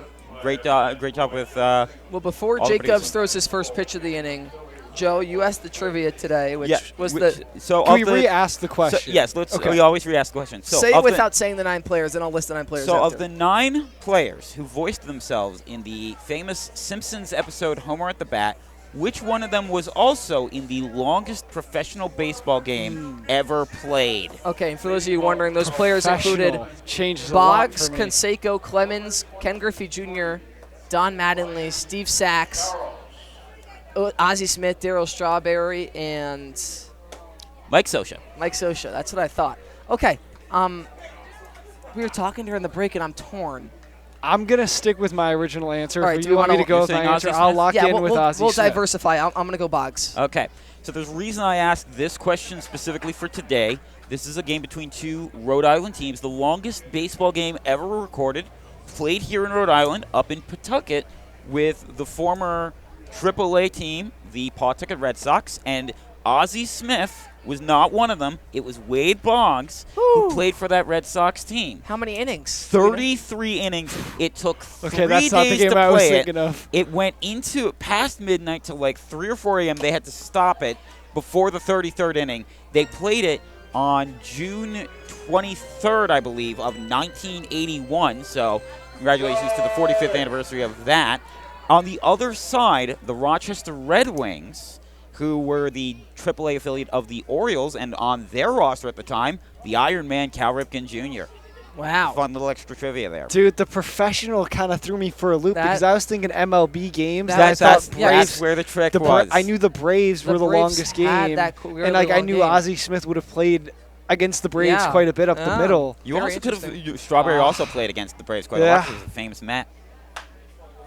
Jaros lines one foul the other way. That one, I think, might have gone right past the clubhouse, right over the roof where the owner's box is. No balls, 3 balls, 2 strikes, with no men out in the bottom of the 7th. Jaros trying to continue his impressive day and work his way aboard. Breaking ball misses outside, so the full count walk to Ryan Jaros, the leadoff man, aboard in the home half of the 7th. Hands things off to Richard Tejeda, who had a RBI single straight back up the middle his last time around. I also want to give credit to our scorekeeper over on the end here. I was going to say, he had that from the jump. He showed me that his answer was Boggs. He got it right. Perfect. Boggs, and he had under it the name. Yeah. Credit goes out to him. He has gotten, I think, every trivia question that we've had here correct. Between him and you downstairs in the dungeon, I think we've hit on every one. I think he has gotten every one of them because I've missed like 2 of them. Tejeda now, fly ball in a deep right center field, tracking is Mollusky, and it's off the wall. Digging into third is Jaros. It's going to be a long single from Tejeda, but back-to-back base knocks for Richard Tejeda for his first and second hits of the night. This one laced off that right center field wall. Man, Mollusky becoming an expert on how to play these balls off the wall. You saw him catch one off the wall earlier and then another one out towards that same lane in right center field. Just a little bit too far to the left for free tax returns for everybody. Yeah, we're almost there. We've seen 2 balls fly just a little left of the sign today. If you're going to be hitting a long ball out anywhere, hitting it out towards where that little cut in right center field is probably the best place to try and hit it. Or try to hit it for the trees, which we saw a home run in that game against Valley the other day. Gandy pops one up, shallow right side. Coming on in on it is Batove. Working back is Morgan, and he'll make the catch. The runner on third, and Jaros is going to have to stay put. So an unproductive out number 1 for the Newport Gulls as Gandy caught it in at the hands and kind of just sawed it off lightly down the right side. Honestly, kind of surprised to see the second baseman and Owen Morgan take that ball, especially given the runner on third. You would have figured Batove coming in would have had the better throw had the runner moved off of third base in Jaros. Zyrus currently 1 for 3 on the day. Gus Gandy was just seeking his 4th hit, but came up empty-handed. So also with Milano out there, he's shown himself to be good at first base. I don't know why you necessarily had to have the second baseman go over there. Maybe insurance. Zyrus watches one at the letters. The Ocean State, surprisingly, in that Gus Gandy at bat, still kept the middle infield back, which surprised me because it seems like you'd want to keep this game right where it's at instead of fighting for the first and second out of the inning. Zyrus now, shallow fly ball into left field, working on in is Saul, and it's going to get down for a base hit. Jaros will score. The throw to second is in time to nab Tejeda.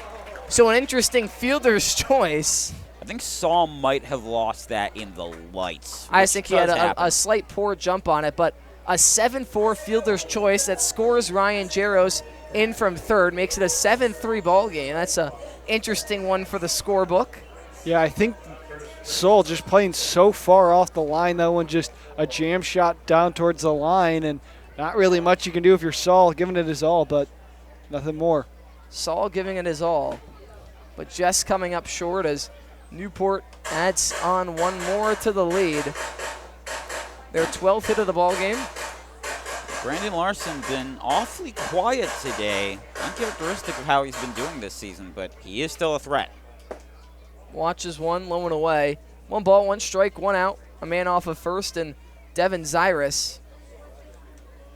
2 outs, I should say, as Tejeda was caught at second and Gandy popped out on the right side. That's a tough one for Tejeda to play. I mean, you stay at first, you're out, you go there, you're safe.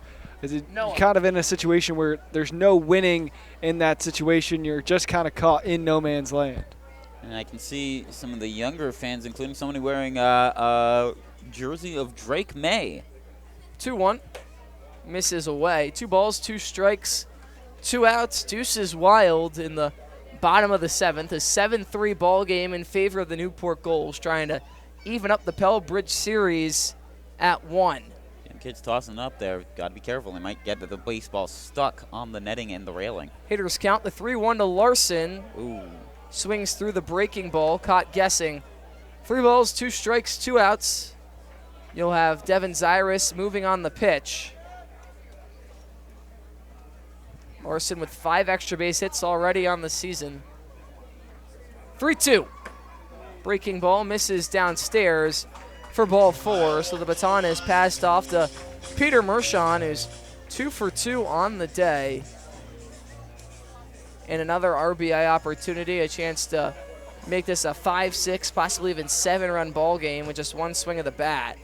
And we're going to have a meeting on the mound. If you're Ocean State, this is an opportunity, a bat you really can't lose if you want to have any fighting chance in this ball game. What's the meeting out there on the mound look like, Gavin? You got to slow things down. Find the strike zone. The command has been starting to slide. It was a walk that scored Jaros. It's a walk that he just gave up. So command the zone. He's got the dominant stuff. He's got the power stuff to go, as looks like Cooper Waddle, number 9, the lefty, warming up in the Ocean State bullpen. So maybe the message is, hey, this is your last guy. You got 2 outs. Get it done. and hand it off to the bullpen next inning. Andrew Jacobs has already walked 4 batters through his inning and 2/3. Allowed just the 1 run, however. 2 men on, 2 men out. Mershon stands in. Breaking ball misses away.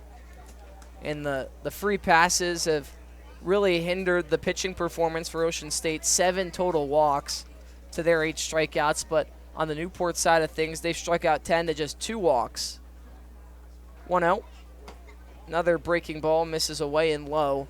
2 balls, no strikes, so a hitter's count for Peter Mershon. You might be thinking he just keeps the bat on the shoulder until he sees one in the zone. Jacobs trying to complete his 2nd inning of work, but Newport pressuring once again, and another miss outside. The man on deck would be Tristan Salinas. Already 1 home run on the day. A dangerous power bat, and you hope that you could find the 3rd out here if you're Andrew Jacobs, but he's going to have to work all the way back. 3-0. Outside again, so 4 consecutive misses on the outside part of the plate. Walks, the bases loaded, and now Tristan Salinas will have a chance to add on to his already impressive day. Looks like this is Jacobs' inning. Head coach Porter's not out of the dugout yet. Maybe trying to see if that arm down in the Waves bullpen is hot and ready to go out there, or whether or not he needs more time. At the current moment, the Waves choosing to ride with Jacobs. The bases loaded for Salinas, who's 1 for 4 today. That 3-run home run in the 3rd inning. Breaking ball right down the middle of the zone for strike 1. So Jacobs working ahead. And obviously, he was missing outside the Mershon, but when you now have a lefty in the box, you don't really have an option, because if you hit him, that would score the run in from 3rd and Devin Zyrus. The good thing, not a righty up, so not as easy of a chance to straight steal home if you're Zyrus down at 3rd. Breaking ball misses away. 1 ball, 1 strike, 2 outs, bases loaded. Zyrus stands off 3rd, Larson over at 2nd, Peter Mershon at 1st, and Tristan Salinas in the left-handed batter's box. Jacobs kicks and deals. Breaking ball. Back pick towards 3rd, not going to be in time. Breaking ball was a called strike on the outer 3rd part of the plate, so Salinas down to his last strike. Jacobs 1 strike away from working out of the jam and keeping it a 4-run ball game, but Salinas 1 swing away from completely putting things away. The bottom of the 7th, a 7-3 ball game in favor of Newport. 1 ball, 2 strikes. Pitch home from Jacobs. Behind Salinas, he'll get to the backstop, but Zyrus will stay put at 3rd as Papetti tracks it in due time.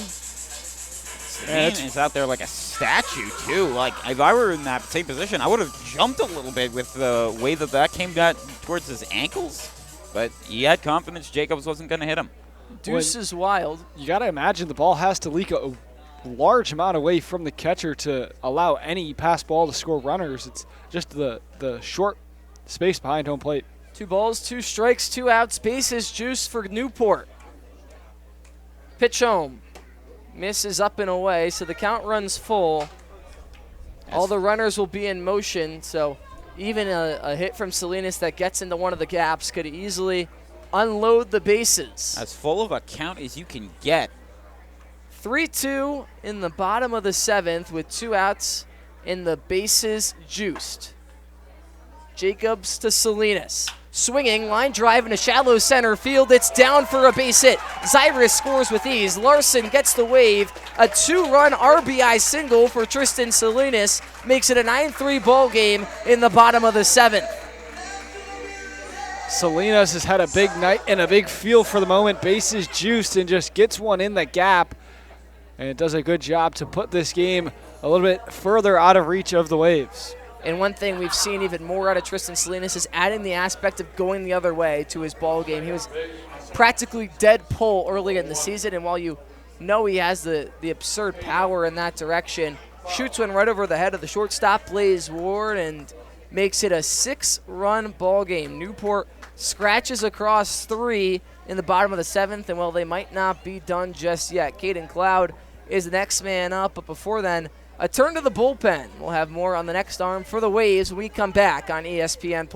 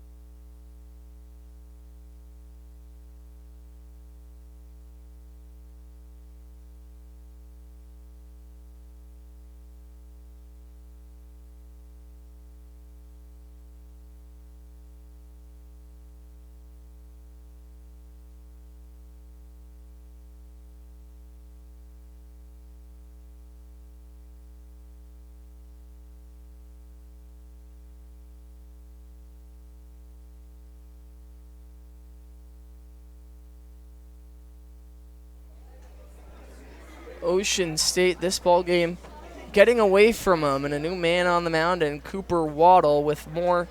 Gavin Watson. Yeah, Cooper Waddle has been one of the best pitchers out of this bullpen for the Ocean State Waves. You see those 19 strikeouts. That's good for tied for 8th in the league. He's just been one of the most solid arms for this Ocean State Waves team. His last outing came against the Martha's Vineyard Sharks. A big win for this Ocean State Waves team. He went 2 innings with 5 strikeouts in that ball game. And, man, the Waves need to strike out big time right here.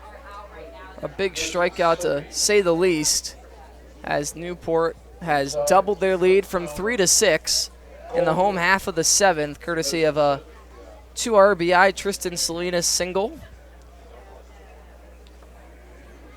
Also had Devin Zyrus's fielder's choice score Ryan Jaros earlier in the half inning. Caden Cloud gets his chance to collect his first hit of the ball game. 0 for 3 today.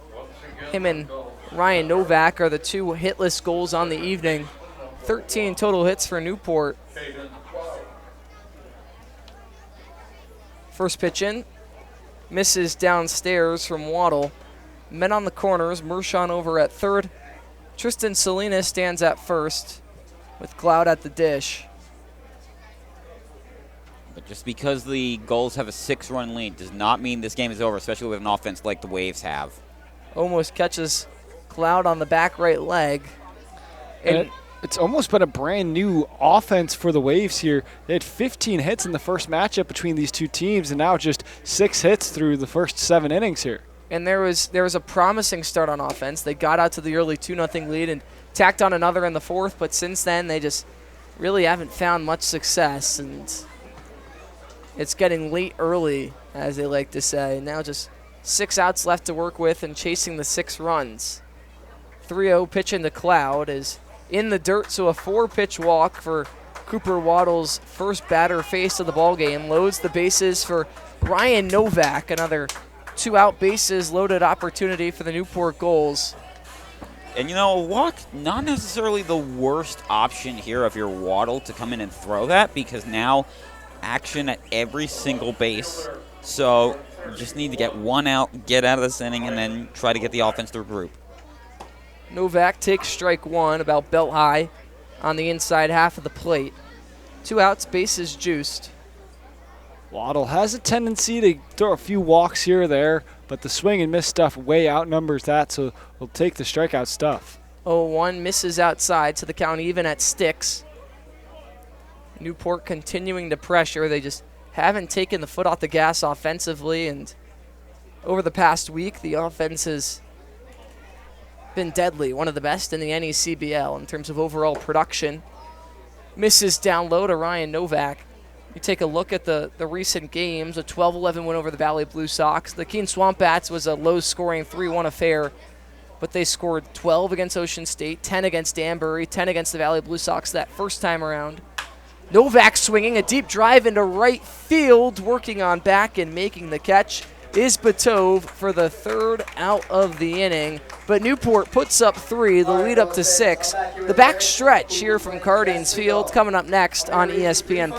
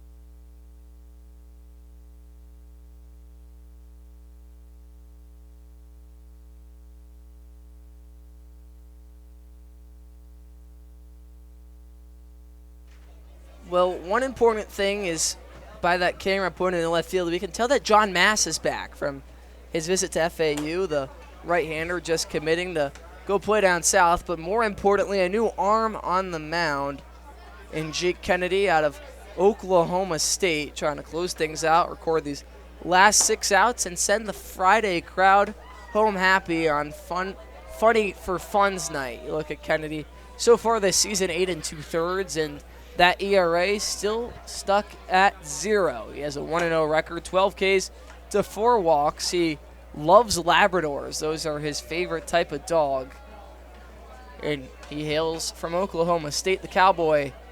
You guys have any dogs at home or a favorite dog in I got general? 2 dogs at home, a pit bull, and then a mix of all different types of stuff, both energy balls at home. What about you, Joe? Shout out to my mother, Kathleen, who is watching our little toy American Eskimo. Little Wolf is her name. And she's very hyper, and she likes to... Little Wolf? Little Wolf. Big time. Yes, Big time. she- 2 first names. The thing about small dogs is they always think they're bigger. The thing about big dogs, they always think they're smaller than they are. I have a small dog. So what are your dogs' names? Betty and Lovey, and our former pitcher on the mound that was just out there, Cooper Waddle, a big Taylor Swift fan. The song by Taylor Swift, Betty, the reason that our dog named Betty, so I'm sure Cooper Waddle would have loved that fact out of me, the fun fact. My mom and sister will love that while listening. They're big Taylor Swift fans. My dog's name is Bandit. Meanwhile, with Jake Kennedy, who's on the mound right now, he actually got the win in the 8-4 contest against Mystic that happened last time he was up. He threw 4 2/3 innings, only allowing 3 hits, no earned runs, and had 9 Ks as he takes on Kalen Applefield, who's pinch hitting now. Well, for Newport, you look at the last 7, and well, they've won 6 of them. So 6 for their last 7, and they've been a trying dominant to make it force. 7 for 8 here tonight. That only lost during that stretch, coming against the Ocean State Waves in the high-scoring 16-12 contest. 1 ball, 1 strike. Meanwhile, this one looking nothing like that one. Still high offense, but it has been, aside from the early onset of this game, it's been all goals since they tied it up at 3. Well, the Waves tied it up at 3, but you get the idea. We've seen these spells from the Waves. In their previous game, they had 2 hits through the first 5 innings of work. That was 2 nights ago, and then it was about 5 hits from that point on, from the 7th inning on. We also and have, then again, a pinch hitter out there right now in Kalen Applefield hitting for Max Farrell. Swing and a miss for strike 3. So Kennedy, his last time around, was mowing down batters left and right and starts this appearance off with a K as well. Yeah, if we take the replay there, I always love seeing whenever you see pitchers come in with Newport, they always throw it hard enough to leave the dust in the mitt. They always, when you have the swing like that, it's an illusion almost with that. It almost makes you think, wow, they swung hard enough, they missed. No, that's just how hard he's pitching. Foul, left side, out of play. That one looked like it might have been heading towards the ocean. And Harry, I'm sure you know how traveling across the Atlantic Ocean is with this league. What a wonderful lob from you, Joe. I feel like LeBron catching one from D. Wade right now. That's right. I have traveled across some of the Atlantic waters a couple of times with Newport so far this season. And how'd you do that? And if you're wondering how, we'll look no further than Steamship Authority. Whether you're an island resident or planning a summer getaway or just want to go catch any CBL baseball, the fastest way to get to the Cape and Islands is by taking the New England League's preferred partner, the Steamship Authority Ferry. Visit steamshipauthority.com for more information. And that ferry ride really it's beautiful. It's so beautiful. I can't stress it enough. Sharp ground ball towards Caden Cloud. Moving back, makes the grab at second and flicks it over to first for the quick second out in the top of the 8th. That ball had a lot of gusto behind it, but Cloud with a nice backhand and slingshot over to the first base bag. If Cloud's not, immediately right there, that is going into the outfield, and they are getting a hit. Yeah, Milano had that one lasered, got it top of the zone, a good pitch to swing at, and he's got a good piece of it, but just hit it right out of fielder. Kennedy trying to go 1-2-3 in his first inning of work. Misses inside to number 13, Jack LaRose. This has been a night of just things not going the way the Waves were looking for. 2,043 fans at Guardians Field here tonight, and they've been in for a good one. Absolutely. And you always see this kind of thing whenever the Waves come into town because of that crosstown rivalry. It's amazing, but the Gulls fans just always come out for them no matter who they're facing or what time of the year that it is. Kennedy drops the 1-1 in there for strike 2. Looking for a 3-up, 3-down kind of inning. What better way to end it than the strikeout? 1 ball, 2 strikes. Kennedy kicks and deals and sends them fishing, but nothing but another K. Newport pitching staff, well, they've just been graceful. They get 12 strikeouts on the evening. Jake Kennedy with his second, the home half of the 8th, coming up next. Most people spend their time trying to fit in. Not me. I want to be all in. I want to be in too deep, in the moment, in the center of it all, in the room where it happens. In it to make a difference every single moment of every single day. So grit your teeth and smile. Be ready to take on adversity. Be ready to transform the world. Ready for whatever life has in store. So, you in?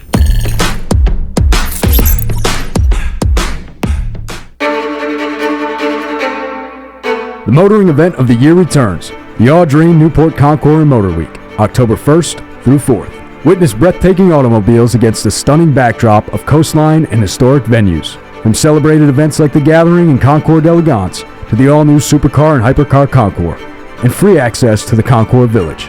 There's something for all to enjoy. Join us in our Chair Jay Leno in celebrating automotive excellence, luxury, and community. Tickets on sale now. Touching you. Is that Neil Diamond Sing out with me, there? Joe.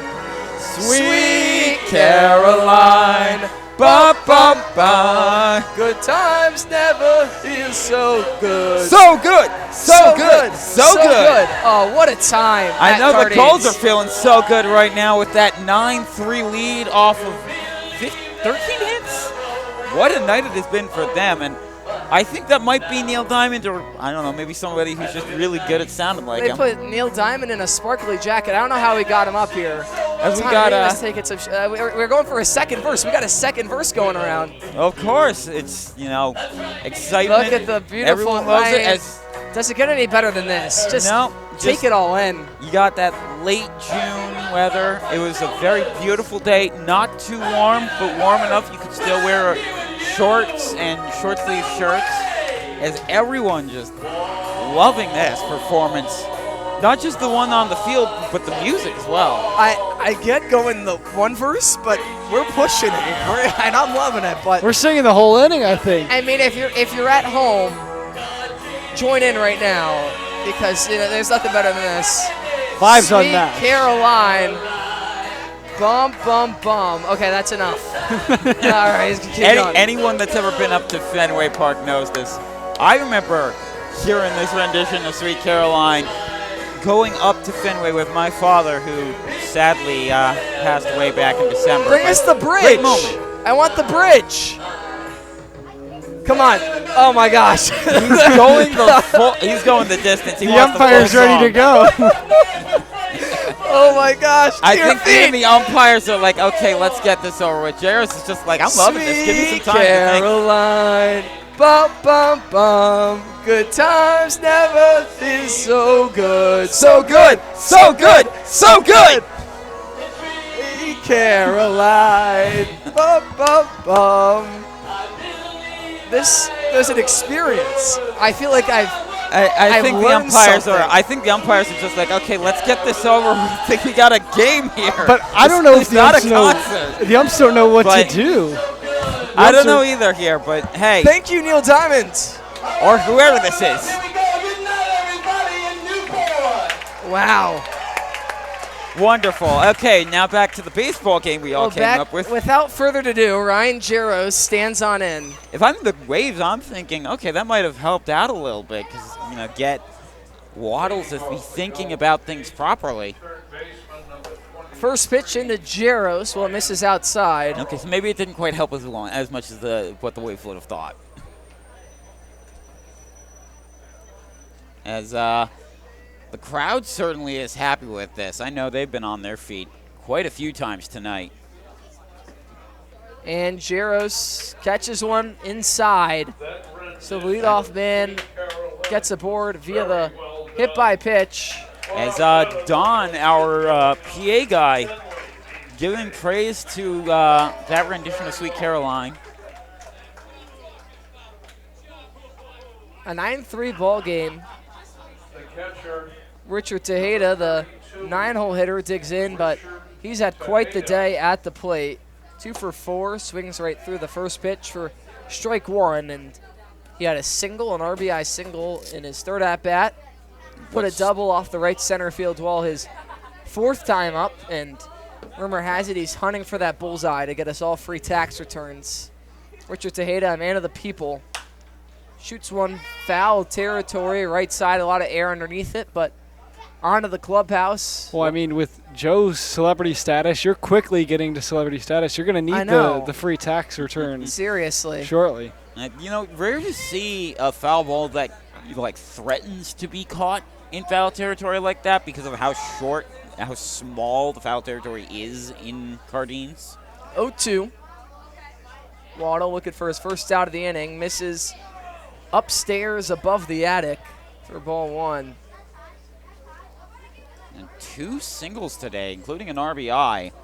Definitely something he's happy as we see some residents out there in the playground past the left field fence. Swinging. 1-2. Waddle kicks and deals. Runner takes off. Pitches a called ball. Throw to second. Will get into the outfield grass. Jaros in standing at second. Had a slight collision with Owen Morgan, but both appear to be okay.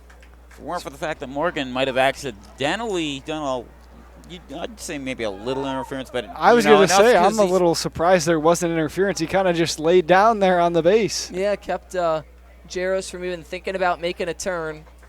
He absolutely would have, although I don't know how well he would have been able to make it, given how center fielder came in with that.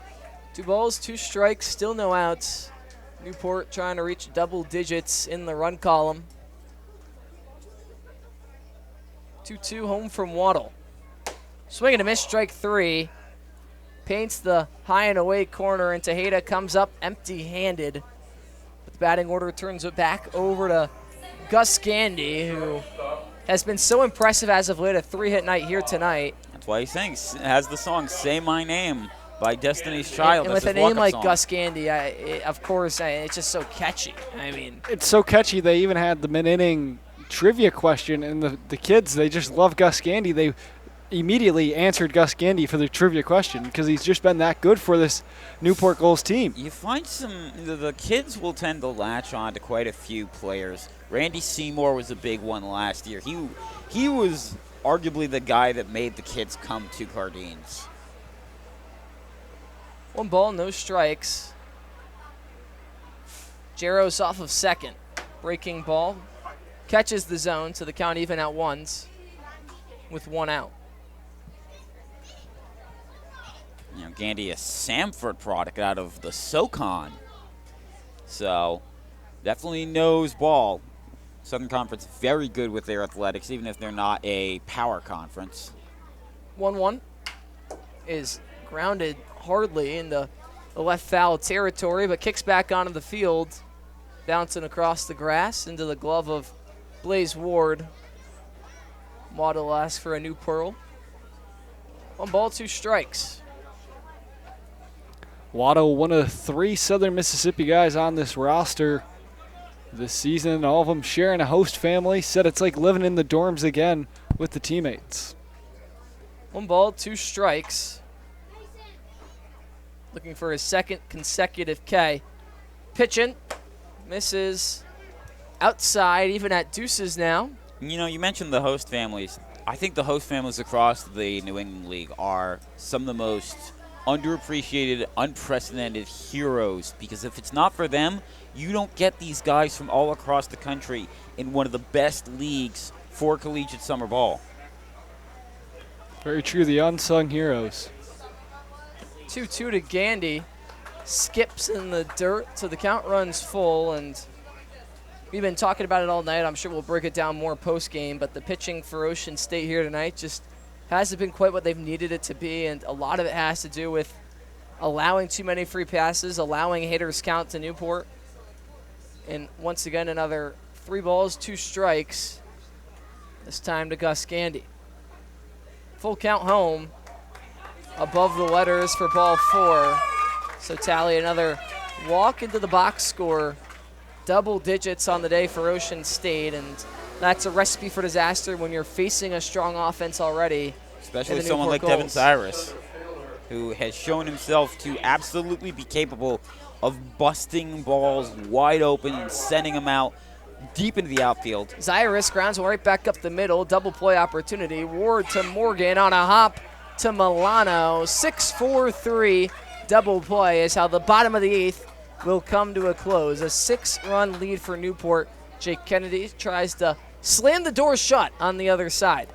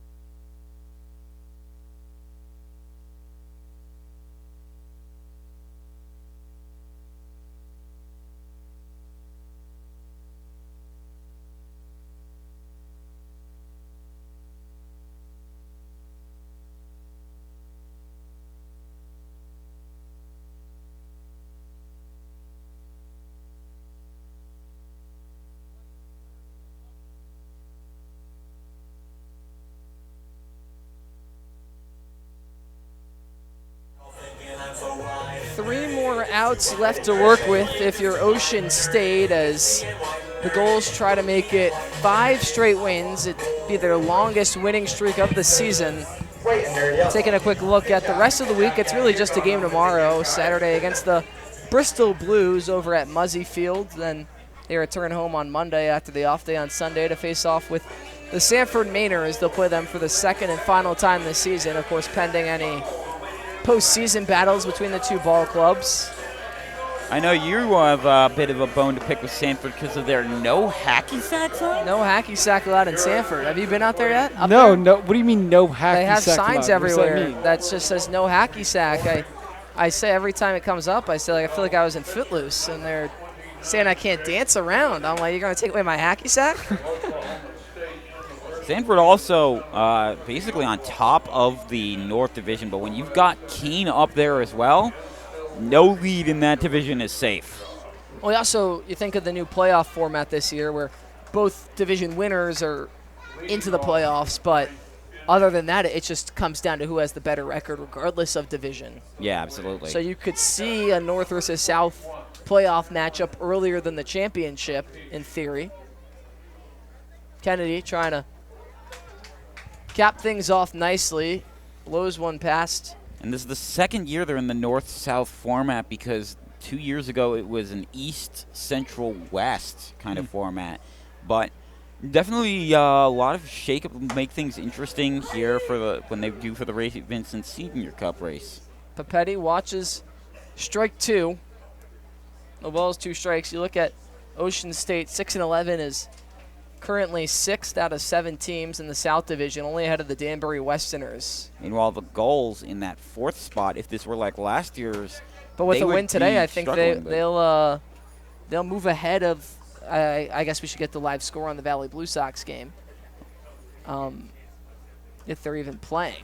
They are playing. They are playing against 2-4 against Bristol. the Bristol Blues. They're losing, so if scores are to hold, the Newport Gulls would jump to 3rd in the South Division. They could even be tied for second. I got to check the Mystic score also. I think Mystic was winning. Yes, of course, there's the fact that they both tied for the first game in the season. You had 2 ties, almost had a 3rd one with the game the Waves had against Bristol on Wednesday. And I was a lot of ties. I was almost thinking, wow, 3 ties in a season after a season when we had none. Newport 6-4 in their last 10. And Kennedy getting some extra baseballs. Tejeda got that one off the hand, and Campapetti, the catcher himself, he knows the pain. He's been beat up all season long. Speaking of, he's talking with Mike Coombs and might have felt a little bit something extra in that pitch that he had just now. I know Coombsy's not one to risk his players, but if his players say, I'm feeling all right, just a little bit of, maybe a little bit of, some nerves not feeling all right.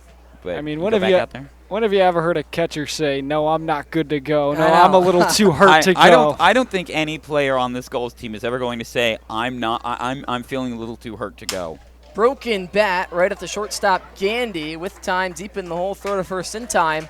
I think that barrel ended up at the backstop as it ate him up in on the hands. Feels like a christening of this game. Another broken bat just to finish things off. I know. We have enough for a bonfire after this. I don't know who needs some firewood, but it's been all over. You might as well call this the lumber yard. And when you see Larson on there, like that ball thrown by Gandy to him, if that's almost any other first baseman, that's going over their head. But, the Gulls have a lot of tall, kind of lanky guys that help out, I think, with it helps out decently with the pitching, but the fielding definitely helps out a lot, too. Lobotov out of Indiana, the Hoosier, digging on in. Kennedy draws the count even. 1 ball, 1 strike as Brody Batov watches one. 2 outs away from ending things here in Newport, a commanding 9-3 lead in favor of the Gulls, who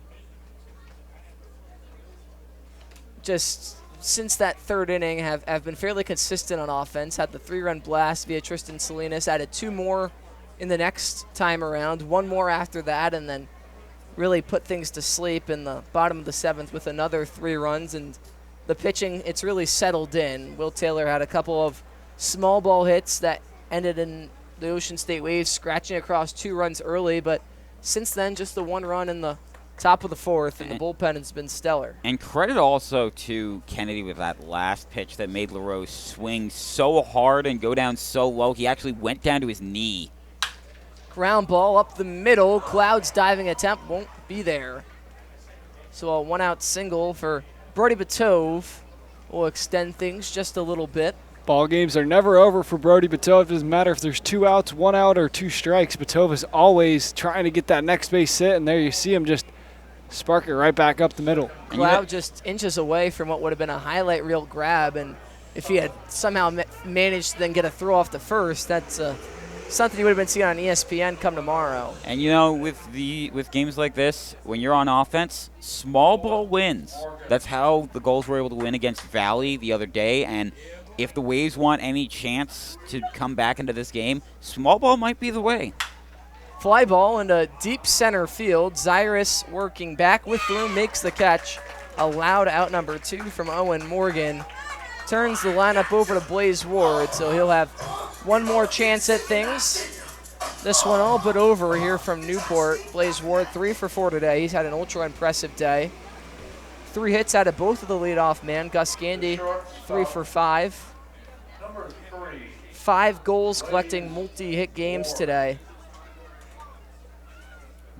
20 hits altogether. It's not going to really match up with that Valley game's amount of hitting, but still impressive.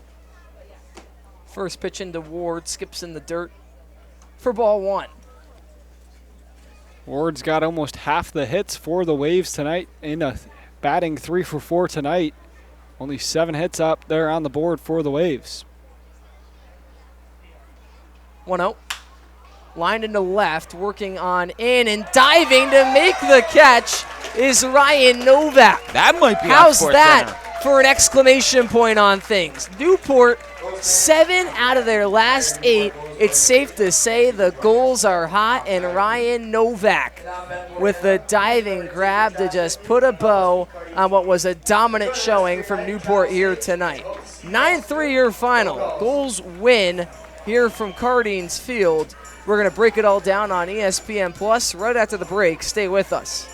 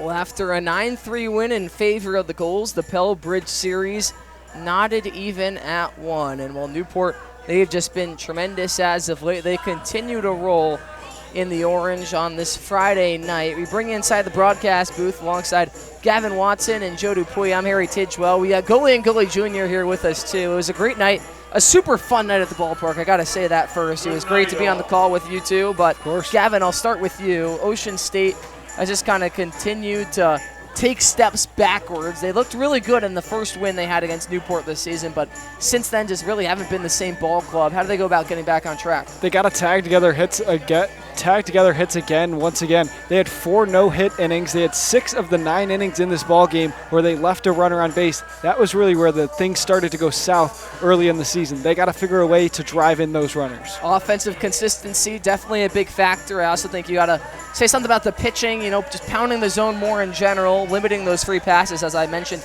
double-digit walks given up to the Gulls today. But, Joe, I turn over to you, and Newport, they've just gone back to that gold standard of the NECBL, if you will, and while they're still in the middle of those South Division standings, it seems like they're only going to continue to climb. They close out the week tomorrow at Bristol. How can Newport just keep on carrying this momentum in game after game? Well, I think it's do what they've been doing since last week, and that is take a look at the mistakes that you've made and fix them. That's exactly what happened here. They got off to a bit of a slow start, and then they took a look at what did we do wrong, let the other team tell you how they do things, and then you counter them. It's kind of like in boxing, You go in there and just try to swing the entire time, you're going to lose your energy. You let the other guy tell you what he can do, you avoid it, and you counter. Even if it takes you getting hit a few times, it works out well, and it worked out well tonight. To put it frank, Newport, they've been fighting just as good as anybody across the entire NECBL. A 9-3 win over the Ocean State Waves here tonight. Before we say goodnight, I'd like to thank our entire crew here from Cardines, the media folks, including Olivia, Veronica, Adelina, Tyler, and Michael on the broadcast op side of things. Ethan Poole, Carter Holubesco, Matt Benestad, Matt Clements working graphics today, Sorka Lewis, our director and producer. Shout out Tom Lima and Mikey Basile as always. From up here in the booth, Joe Dupuy and Gavin Watson. Thank you guys again for joining me. It was a total blast. A 9-3 win in favor of the Gulls. They've won 7 out of their last 8. This was a presentation of NECBL baseball on ESPN+. From Cardines Field, I'm Harry Tidgewell saying goodnight. A commanding win here in Newport, 9-3 in favor of the Gulls. The offense, once again, a strong showing. And Tristan, you got things started with that 3-run homer early on. What did it mean to get the energy going on a Friday night at Cardines? Just felt good to finally get one this summer. Been feeling like I've hit the ball hard. Just couldn't get it over the fence out there and right. But today I did, and I was just glad that everybody else kept stuff rolling.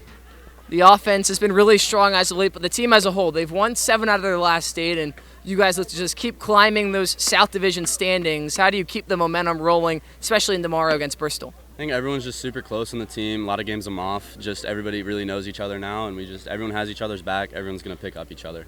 Well, in terms of Moff, I think it's credit to you, the game master on the bus, of course. That does it. From Cardines Field here tonight, Tristan Salinas, our player of the game, in a 9-3 win for the Newport Gulls. I'm Harry Tidgewell saying goodnight, Newport.